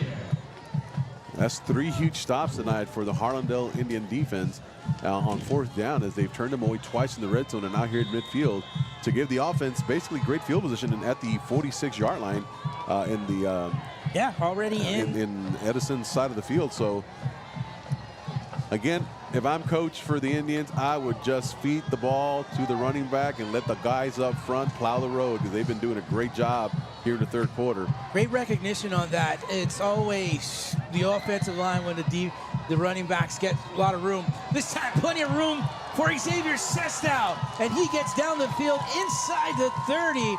Just talking about that offensive line, and lo and behold, they just open up. Hobbling. Quarterback was hobbling. That was the first time they've run that formation. They basically went what I call a Texas formation, which means they're in shotgun with a running back to each side of the quarterback, and they both basically were lead blockers for the quarterback, a quarterback power to the left side of the line, and the quarterback for the Indians plowed through there and did a great job of getting through there and creating some extra yards after contact. It'll be 1st and 10 at the Bears' 28-yard line. Yeah, that was a 17-yard run. It looks like, do we have a player down? We sure do. Let's take a quick break. When we come back, we'll be back at action here. Do you own property that begs for a solution? Tacho Tovar and GBH Real Estate Solutions is here for that. Any condition, any situation, any location. Cash payment. The experts at GBH Real Estate Solutions can handle foundation repair, total interior rough-ins, or any other property need. From start to finish, GBH Real Estate Solutions will be there to make sure the job is done right. Whether the solution is a ground-up project, total renovation, or modernization, Tacho will see it through. Call GBH Real Estate Solutions today, or visit their Facebook page to see many more examples of their fine work. Welcome you back. Here's the Indians after a 17-yard gain by Sestow. Untouched through the left side. Palomino down to the 5-yard line. We're talking about that offensive line, coach, and they're just putting it together here and making these huge lanes for the runners. Well, they came out in that Texas formation again with 2 backs and a gun set on the side of the quarterback. Great block there by number 88, Joe Anthony de la Cruz, to set up that long run once he did get outside. Sets up 1st and goal now at the 8-yard line for the Indians. We'll see if they stay in that formation. So far, they've busted 2 huge runs out of it. 21 yards on that run by Palomino. Out of the shotgun. Same play, same formation. And there goes Palomino into the end zone. If it ain't broke, don't fix it. And here comes the light show. Yeah, Texas formation again, folks. Real simple. Quarterback and shotgun. 1 running back to each side of them, and they just hands it off. One is a lead blocker for the other. Of course, you need a great block by the receiver out there, which they got again. And pay dirt for the Indians. Kept it on the ground and scored. Was that a 3-play drive? Yeah, 3-play drive. They just, that offensive line's taking over up front. They've dominated this quarter. They certainly did, and they've opened up some really huge lanes for the backs. And, you know, earlier before the game, I was talking to Coach Lozano, and one of the things he said that he was happy with the progress of this team. And he was talking about, even though they started out 0-2, he was happy with the progress. And it looks here that the offense is clicking in the third quarter. It is. They're up 20-9. It looks like they're going to go for 2. And we have a Wildcat quarterback in the formation. And it's Palomino. Palomino's in there. He'll convert it. Well, Palomino doing it all for the Indians today. Set the Indians up with a great kickoff return to start up the second half. And then, of course, some big runs here in this third quarter. And a 2-point conversion good for the Indians. So now they lead 22-9. You are watching high school football on RC Audio Sports. Get ready. Grab it, let's go. Go, Victor. Right. Hold it, go.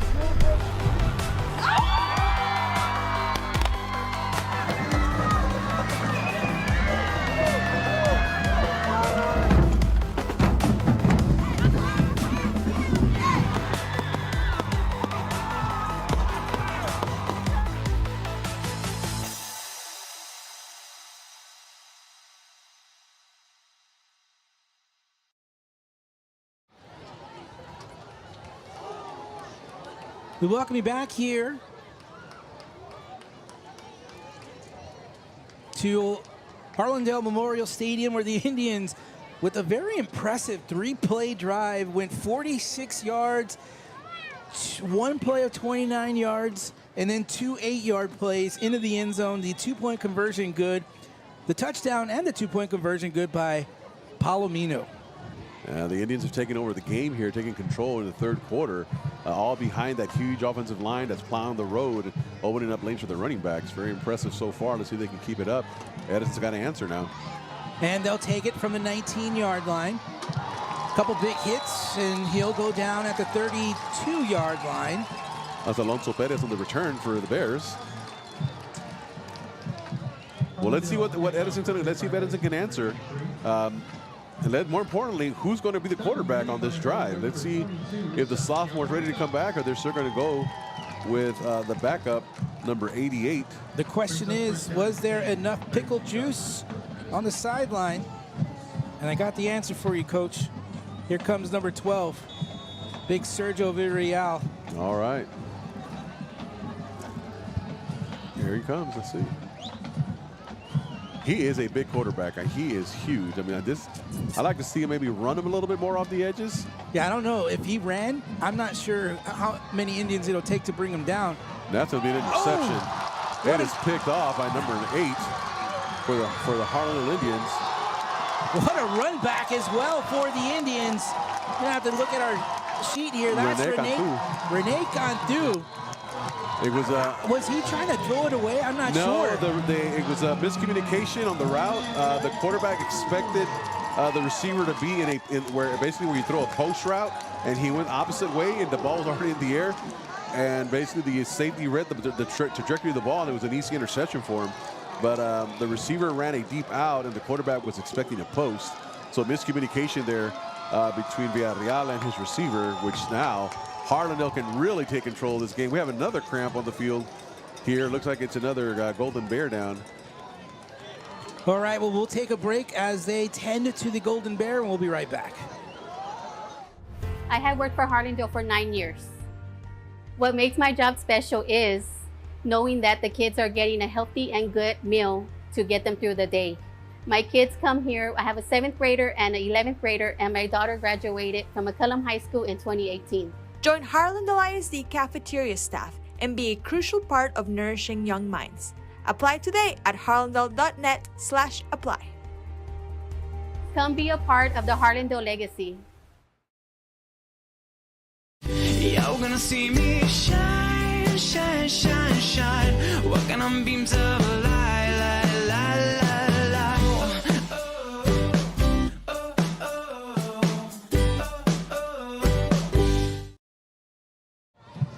And welcome back to Memorial Stadium as the Indians take over after an errant pass by the Edison Bears. 1st and 10 for the Indians at the Bear 35-yard line with 1:53 left and a 22-9 lead for the Indians. Handoff to the left side, and then again, a lot of real estate out there to be found for the Indians. Another hard run by number 21. That has been the workhorse for the Indians, George. Bravo. Picks up more than 10 because it's 1st and 10 at the 25-yard line. If I'm Harlandale, I do not put the ball in the air the rest of the game. I'll just let those big hogs up front do their work and just feed the running back, as right now Edison has no answer. Bravo again, gets it, and chunks of yards this time, down to the 21-yard line. Better job by the Edison defensive line to shut that one down. It'll bring up 2nd down and 8, only a 2-yard gain. But Harlandale really taking control, Coach, here in this second half of the game. Really started by that kickoff return. Then, had a couple trips deep into the red zone. And able to convert. Let's see what they come up with here. Again, 2nd down and 8. Ball's in the middle of the field. They're in a bunch formation, trips formation to the right side, tight bunch set. We'll see if they try to get it outside that edge. Sesto will hand it off, and the Indians keep it on the ground. They're satisfied with just 9 yards. It up the middle. I'll take 9 yards on the ground every time. 1st or 2nd, it'll be 3rd and 1. We'll see if they even take another snap here with 20 seconds left in the quarter. We'll see if the Harlandale just let the clock run out. It looks like that's what they're going to do. That's what they're going to do, and we'll take a break with them, and when we come back, it'll be the 4th quarter. What a fast-moving game here. You're watching high school football on RC Audio Sports.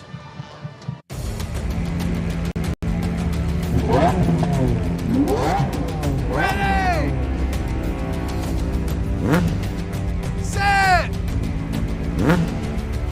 Go.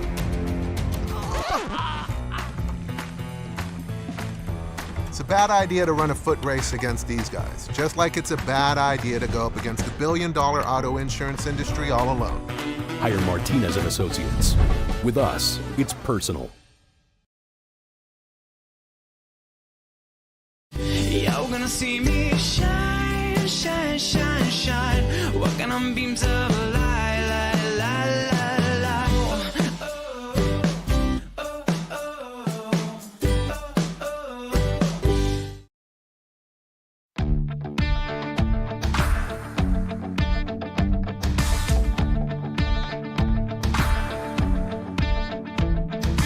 Once in a lifetime, we stand in the spotlight. The world waits on our next move. Got the keys to the kingdom, tasting the freedom. So what are we gonna do? Nothing. 3rd and 1 now for the Indians to start the 4th quarter. Indians will keep it on the ground across the 15. Enough for the first down. Wait, did the ball get stripped away? It did, but the officials will call that down. See the officials standing right around the 12-yard line. So the Indians will pick up another first down as they move the chains and get a little deeper in Edison territory. It's now 1st and goal from the 10.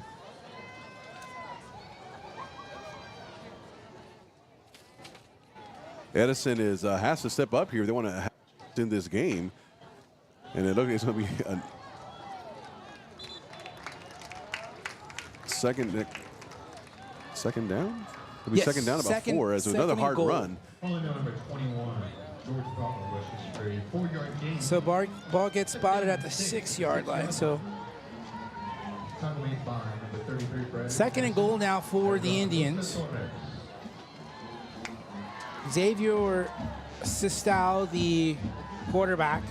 Well, they're spreading the field to create running lanes inside as there's nobody in the middle of the defense for the Edison Bears. Will keep it on the option. He goes head-to-head with a couple of Edison Golden Bear defenders, and he muscles his way into the end zone, and it's another Harlandale touchdown.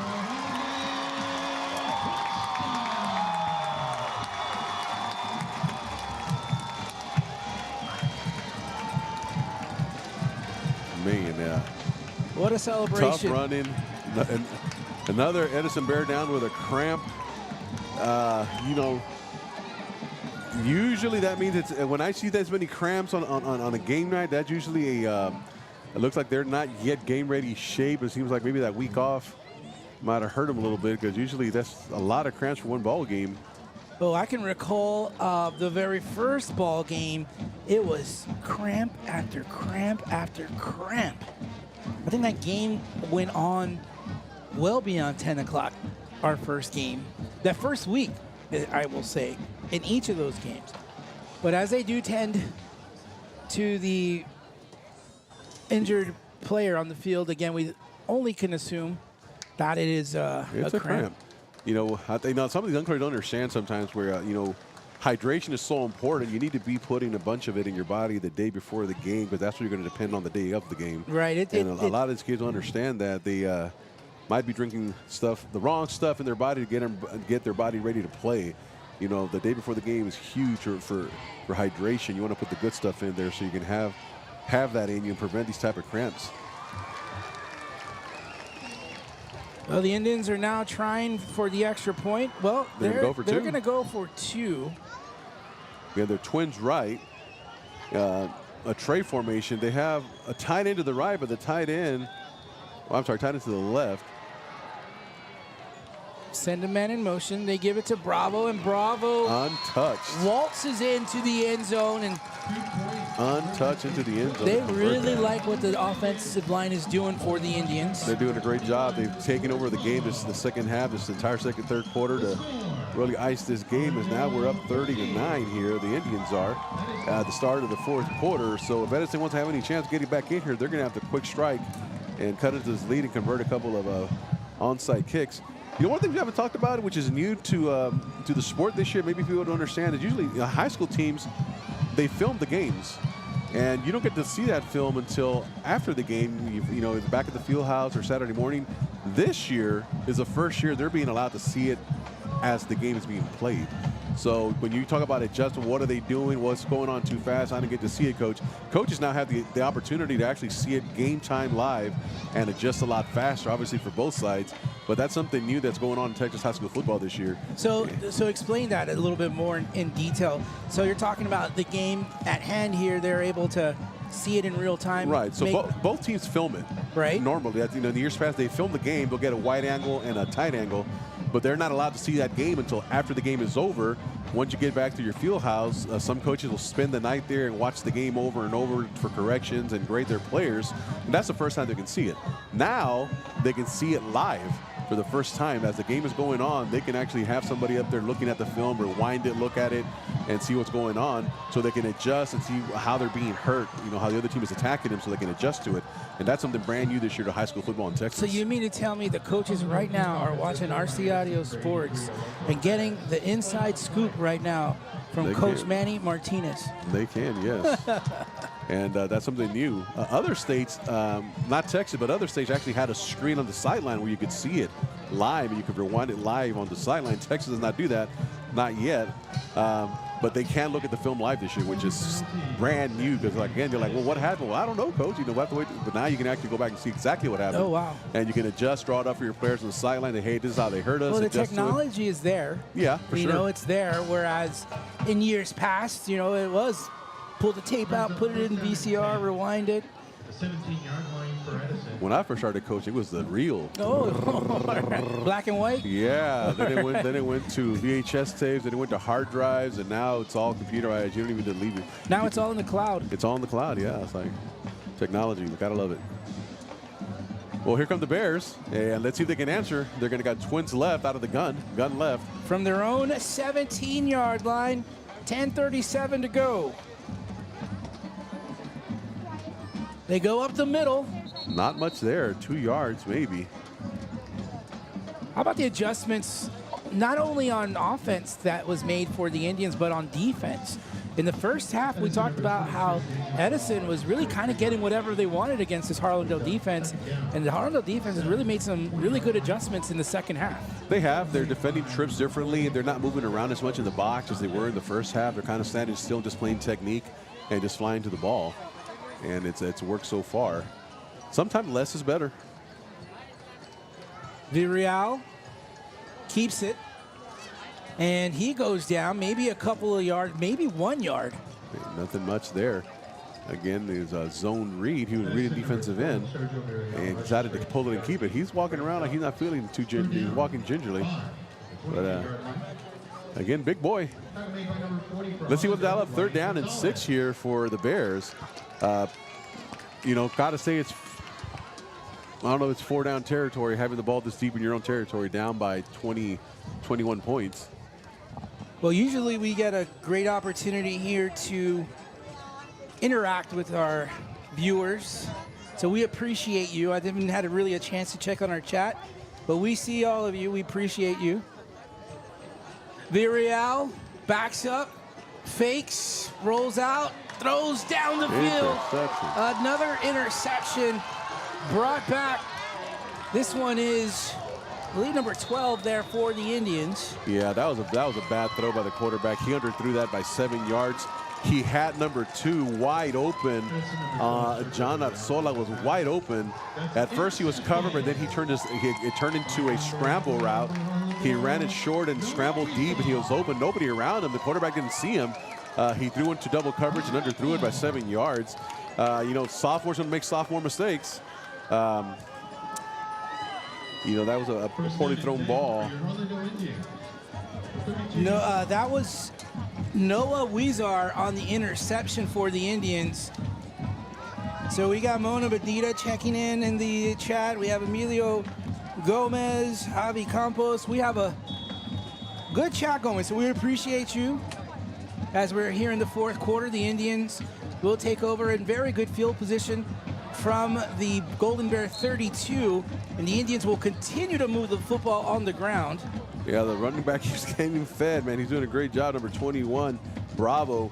Again, the Indians show fly sweep right, fake it, and they run power opposite of it to the left side, pulling the backside guard, and Bravo's just finding hole after hole. 2nd down and 2 here with trips right for the Indians. Bravo again with the carry up the middle.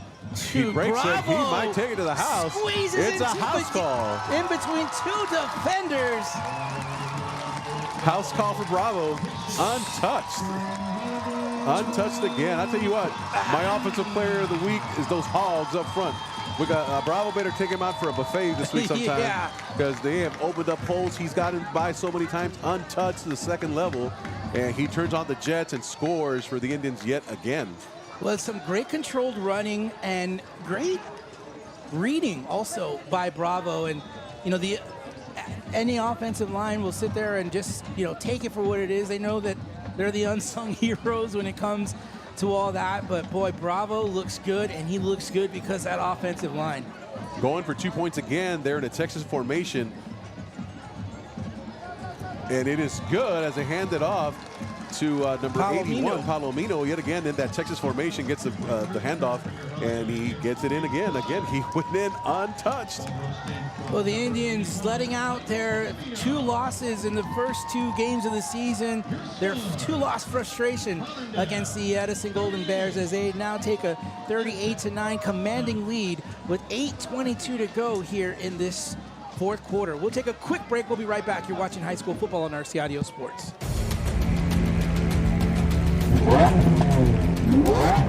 Ready! Set! Go!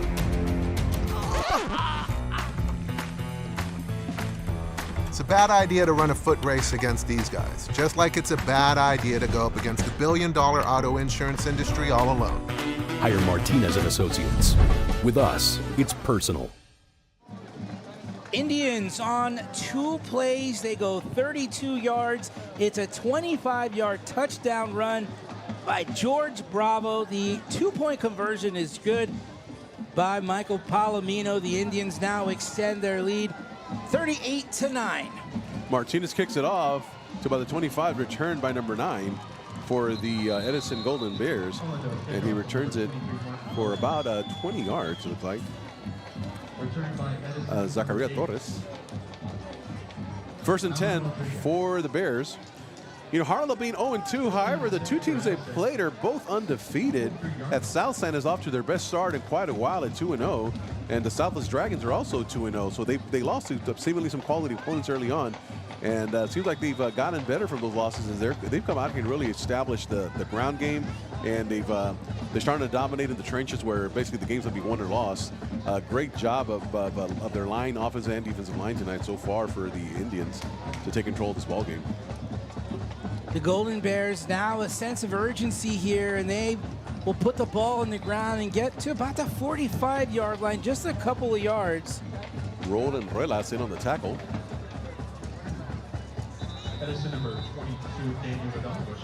Coach Manny Martinez, you got Mark Thomas. Mark Thomas. Saying hello on the chat. And guess what? I think we got another cramp. We got 2 down. We have one for each. And again, they're the Bears definitely a cramp. Need to throw away the Gatorade, bring in some pickle juice. Pickle juice, always a staple in every locker room.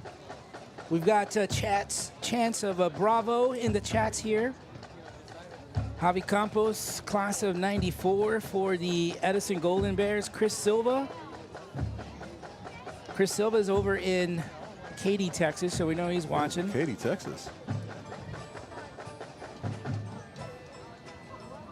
Coach, your biggest game, your most favorite game you've seen or coached?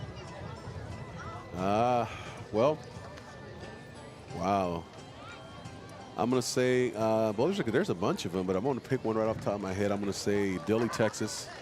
We're playing Italia, and we're down 3-0 with about 45 seconds left in the game at our own 25-yard line with 0 timeouts. And it's a play that I called, that I got from Joel Lopez down to Laredo Alexander, called a hook pass. And we called that play the entire way down, hook pass right, hook pass left, 85 yards, scored the winning touchdown with 13 seconds left to win Delhi's first district championship in about 14 years. Wow. They haven't won one since, by the way. But yeah, that was probably a great moment as we went. We had been tackled inbounds one time, the clock would run out. But the play is designed not to get tackled inbounds. And, you know, great time for those kids. They loved it. Those kids were very worthy of the district title. Well, back to action here. The handoff goes to Arzola, and Arzola keeps it on the ground.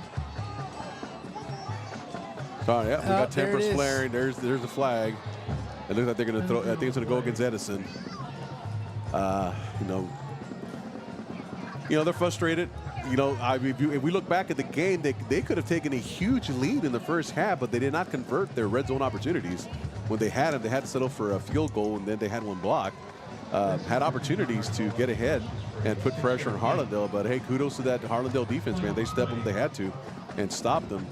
And second half, it's been all ground and pound for the Indians. That offensive line has just taken over the game and opened up lanes where, again, the running backs aren't getting touched until the second level.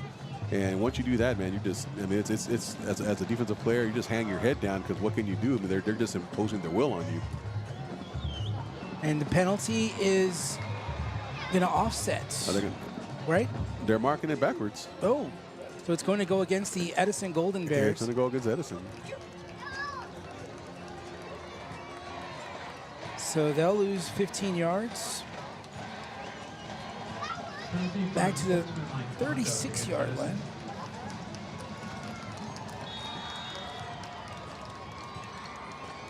And Coach, just so you'll know here, because we're in the fourth quarter, and you know the lead is pretty significant. 7:47 to go in this game. We do pick an offensive and defensive player of the game, which is brought to you by Martinez and Associates. Incomplete pass there by Sergio Villarreal. So I know that one's going to be a tough one. Oh boy, a little bit of extracurriculars. Tempers flaring again. We do not like to see that. But great job by the officiating crew. They were able to really stop anything before it got started. You know, some players don't realize also, and sometimes they're not told this, but if you're ejected from a game for fighting, not only are you gone for this game, you're gone for the second half of the next game. You know, so you're really costing your team in 2 different games. And you got to learn to keep your cool. You know, you're down. You know, there's no, you don't want to have that kind of stuff happening. Those kind of extracurriculars between players. You know, you just play the game and play it the right way and move on, you know, to try to learn some. As a matter of fact, when you're down this much, you know you're not going to come back. Try to work on something you're trying to get better at, whether it's offensively or defensively, to try to build on something positive for the next week.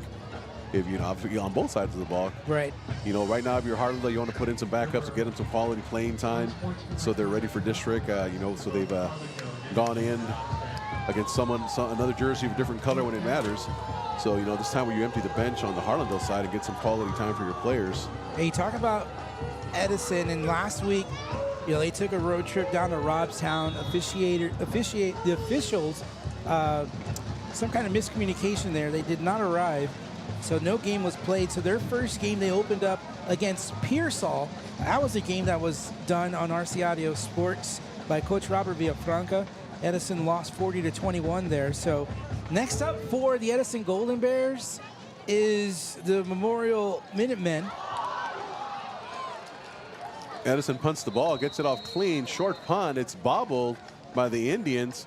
And Edison recovers it. Oh, so a whole new set of downs? Number 8, new set of downs. Number 8 recovers it for the Edison Bears. That's Alan Rodriguez comes up with the bobble, with the fumble. So it'll give Edison a brand new set of downs, new life here, with 7:07 left in the ball game. Ball now spotted at the Indian 49. 7:07 remaining. And then after that game, Coach Martinez. Then Edison will start district play against Highlands. So they will be wrapping up their non-district play next week against the Memorial Minutemen. Well, here we go. 1st and 10 for the Bears. They're going twins left out of gun. Ball's right at the middle of the field. And it's going to be power to the left side. Nothing there. Number 40, Ryan Gonzalez, and number 71 for the for the Indians, Matthew Ponce Martinez, in on the stop for a loss of 2. It'll put the ball back on the Edison Bears side of the field. 2nd and 12 now from the 48. So, Coach, I bring up the fact that we're going to have to choose a Martinez and Associates offensive and defensive player of the game. We won't reveal who that is, of course. We have to make the suspense for our listeners and watchers to stay with us. But nothing says we can't chat about it in between as the defense continues to do a good job and deny any positive yards by the Golden Bears. Absola had nothing there as a defensive line. Again, number 71 for the Indians, Matthew Martinez, was in there along with number 42 for the Indians, Aiden Rios. Nothing going as they penetrate and again tackle for no loss. And then, of course, they still had an additional 4 hats get there to help to bring him down. So the Indians are fired up as they smell the blood in the water. They know it's time to put the game away with 5 minutes and counting, up as much as they are. 5 minutes, 10 seconds on the clock. Movement on the defense, but the defender able to jump right back. Pass is completed, but he's hit immediately. The catch was made by Isaiah Mendez Armstrong. Jonathan Perez, the outside linebacker, completely destroyed that quick screen. See, these were plays that worked the first half. They hadn't run the entire second half. That's the first time they've run it, and it was completely blown up. So Edison not able to take advantage of that turnover on the muff punt by the Indians. So it's 4th down and 13. It looks like Edison is getting and will punt. As we had a bevy of substitutions. Dangerous return man back. Number 81, Palomino, who I feel confident in saying is a candidate for offensive player of the game. Nice punt. That is a good punt.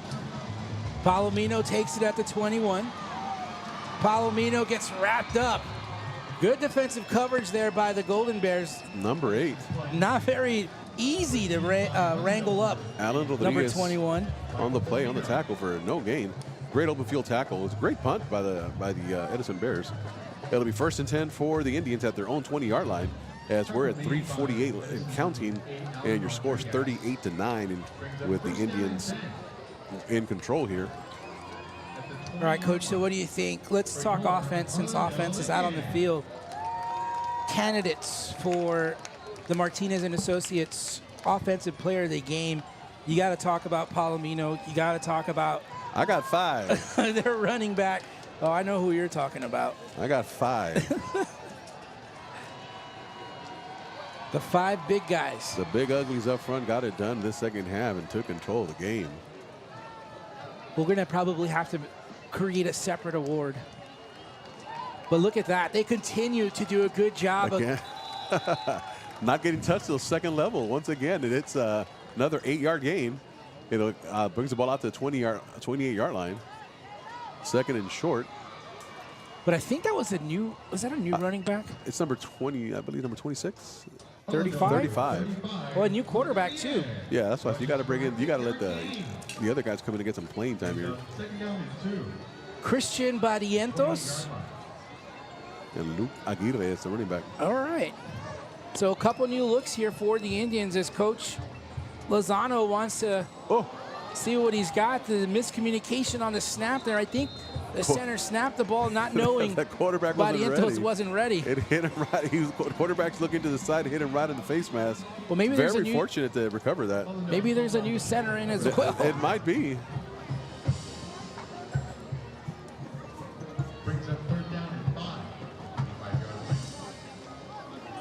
see, number 68, Avron Vasquez. It is the new center. The backup center is in there. I think honestly that's their second line because they look smaller. So Coach I see the big hogs on the sideline right here. They're on the sideline drinking some Powerade and talking about the 3 large speeches they're about to eat in an hour.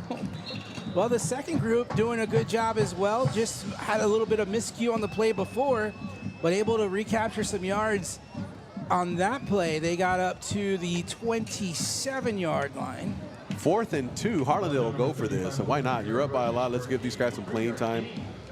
4th down situation. Let's see how they handle it.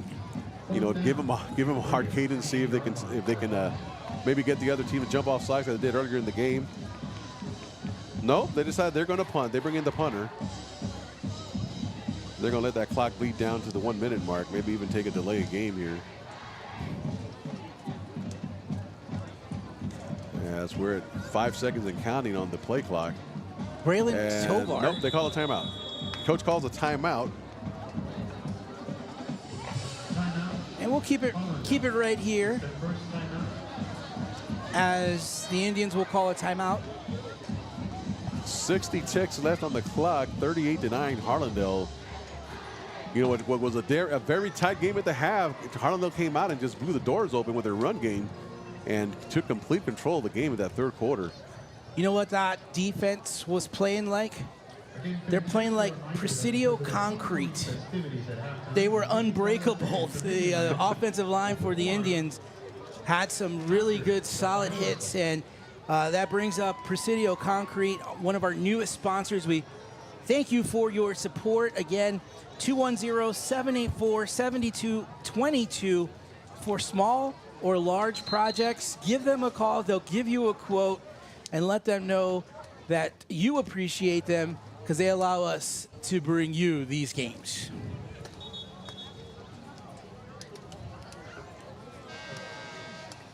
Well, here we go. Here come the Indians setting up in punt formation yet again. Braylon Tovar set to punt for the Indians. He's a junior. And they're winding the clock. Some referees said we time to hit the showers. Good snap. Great snap. Nice hang time on that ball. He corner kicks it. Takes an Edison bounce. Does take an Edison bounce. The Indians will jump on it. Ball will be dead. And the clock continues to run, so that's probably going to do it for this evening's football game. And what a game it was. First half, well, it was looking to look like it was going to be a close one, but the Indians made some really good adjustments at halftime. They came out firing on all cylinders. Palomino with that run, that kickoff return to set up the Indians. And really, the Indians may have had one or two instances where they couldn't complete in the red zone, but they were able to get good field position all night long. I'd like to see a kid bounce back after adversity. Palomino had a bad play where the ball went off his hands at the end of the half, and it turned into an interception, and Edison scored to take the halftime lead. Then you see him come back out and do what he did with that kickoff return and some other key plays in the second half. You know, great to see a kid come back like that and not hang his head down after a mistake. Exactly. So Lopez will get the run, and that should do it. If Edison wants to try another play, they will, but doubt it. As that's going to be it. Villarreal, and Coach Lozano gets his first win. He gets his first water bath down on the field. Well, coaches love those except in December. Yeah. They're way too cold. That would be probably a welcoming ice-cold bath right now for Coach Lozano, who picks up his first victory as a Harlandale Indian, and it comes against the Edison Golden Bears, a 38-9 victory, where a team for the Indians, again, as we mentioned, made some adjustments in the second half and came back to put on a great show in the second half. So we're going to take a quick break. When we come back, we'll pick our offensive and defensive player of the game.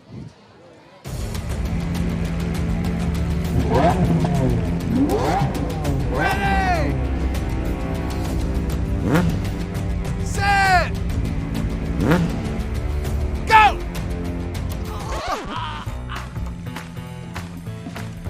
It's a bad idea to run a foot race against these guys, just like it's a bad idea to go up against the billion-dollar auto insurance industry all alone. Hire Martinez and Associates. With us, it's personal. You're gonna see me shine, shine, shine, shine. Walking on beams of light, light, light, light, light.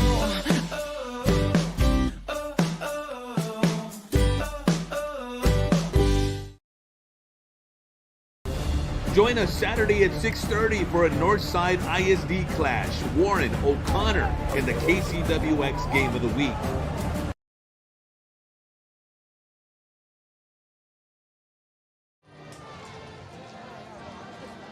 We welcome you back here as the Indians are celebrating their first win of this 2024-2025 season.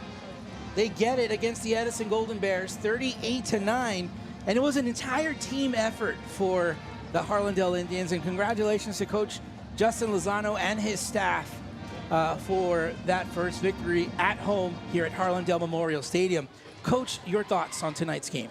You know, it turned out it was going back and forth that first half. Again, I think Edison had some blown opportunities in the red zone they didn't take advantage of, could have given them a lead. They had the lead, could have been a bigger lead to put more pressure on Harlandale. But I think the coach for Harlandale, their coaches came back with a great halftime adjustments, and it was real simple.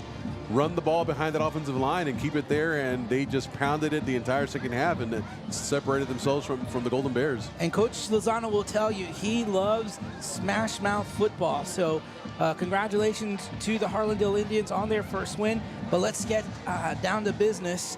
When it comes down to the Martinez and Associates Player of the Game, offensively and defensively, I know you and I kind of wrestled back and forth on who that could be.